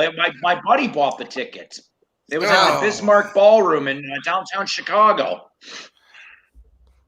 Yeah. You might be able to sell good more acoustic, copies. Actually. Yeah. You might be able to sell more copies of that Richard and Lisa duet than what Striper's selling these days. Oh no, no one buy that piece of shit garbage. I'll tell you what though, that him doing "I Saw Her Standing There" with that band on that video he showed, that was pretty good. Richard sings good by himself. He did a good job. Yeah. He also does what's going on by Marvin Gaye. I'm still upset that you and Richard didn't do "I Got You, Babe."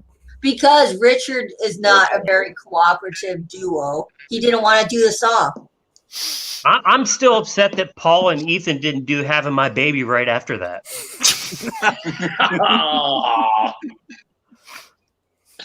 That is the worst Paul Anka song ever.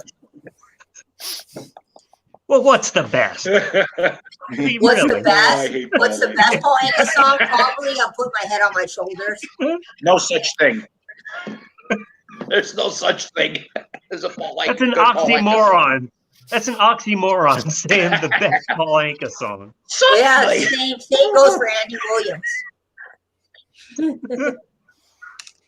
See, that'll teach me for mentioning Striper and Paul Anka in the last minute. Our viewership dropped in half.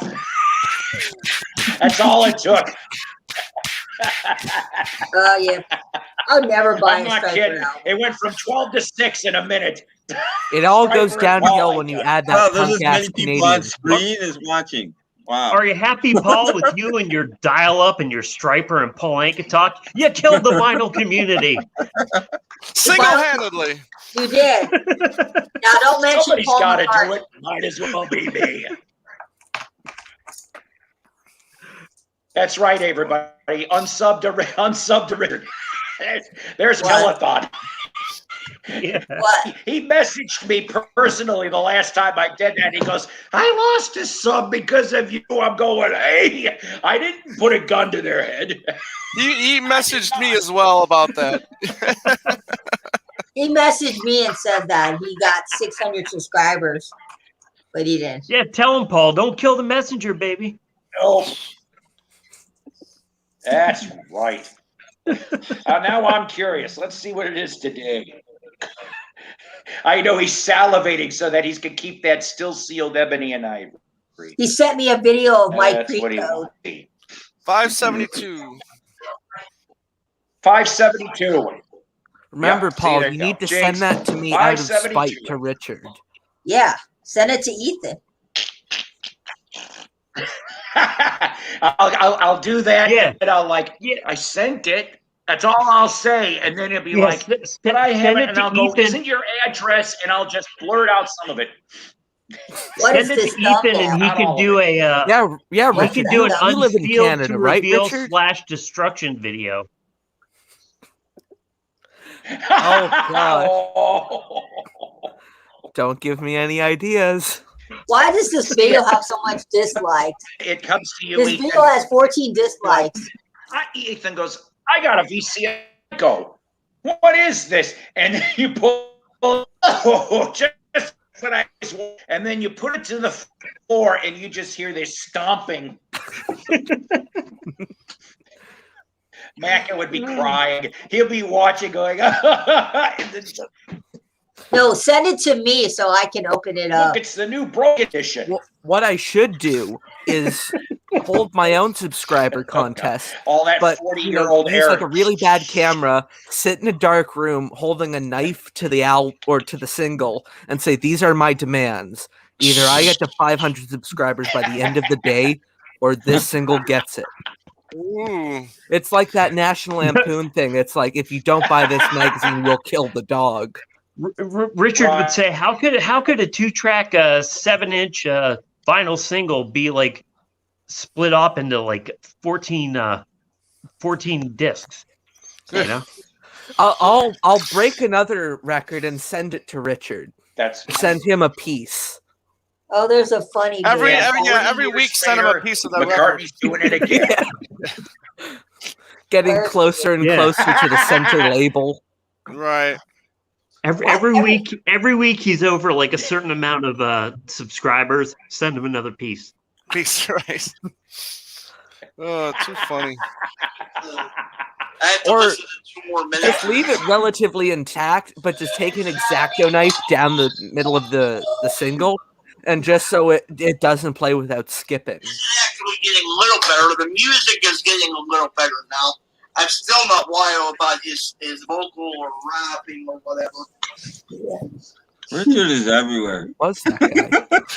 Oh, that was Richard doing Dominic fight. That was his most hated video on YouTube. Oh no. Yeah. He got 25 dislikes on that video when he talked about Dominic fight. Good. He should have got 25 unsubscribers too. No, his new video has 14 dislikes. Wait, what's Richard at now? Is that the Queen one? No, the Queen one got 14 dislikes. And I was like, why is everybody disliking it? I don't know. But yeah. I left the stream in a huff last night. I don't know if anyone noticed. That's okay. I got a 25-minute jam band song. I'm like, my life's too short. My life's too short for this, and I left. I left. I can't. I exited the stream, and all I could hear when I was watching the stream on my phone was Charlie going, "Richard, why aren't you playing the entire song?" Oh my God! Yeah. I left. My life's too short for this. 25 minutes. My life's too short. He's like, Lisa, do you like the music? I told him I liked it, but in honesty, no. Tim, is that the records there behind you? That the records there behind you? Some. Right. This is just my comps. Ah, my okay. compilation albums. Oh, that's just the compilations, huh? That's just my comps. My records are in another room. Most of them. Cool. I've got CDs all over. Yeah, I see that. CDs here. Some here, box sets. I have some albums up there. I have some CDs over there. Excellent. Then my records are in the room behind me. Okay, cool. Nice collection. All kinds of fun goodies. I have records at my feet. I have CDs at my feet.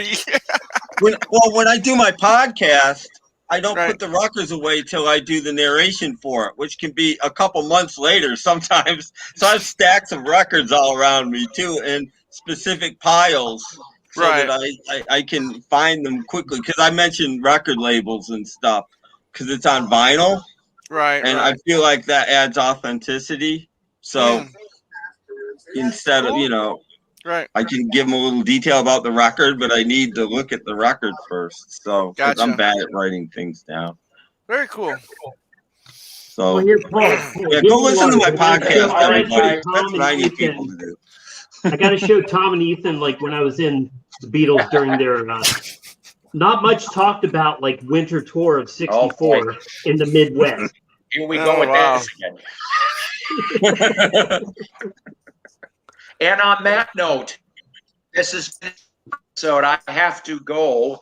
I thank everyone here in my panel. I thank the studio audience, and I have had a great time, even with my Ecuadorian internet being the way the hell it is. The telethon for my internet will be forthcoming. And Sim and Beans, just email me whenever you feel like, and we'll go from there. Yep. And I'll do that. Thanks everybody, and bye everybody. Thank you all. See you later. Hopefully Richard's got a stream so that Richard went. You can't see it, but I'm waving goodbye. I don't see it, but I can feel it. That's what matters. Then I take your word. That's what he said. Oh, I mean.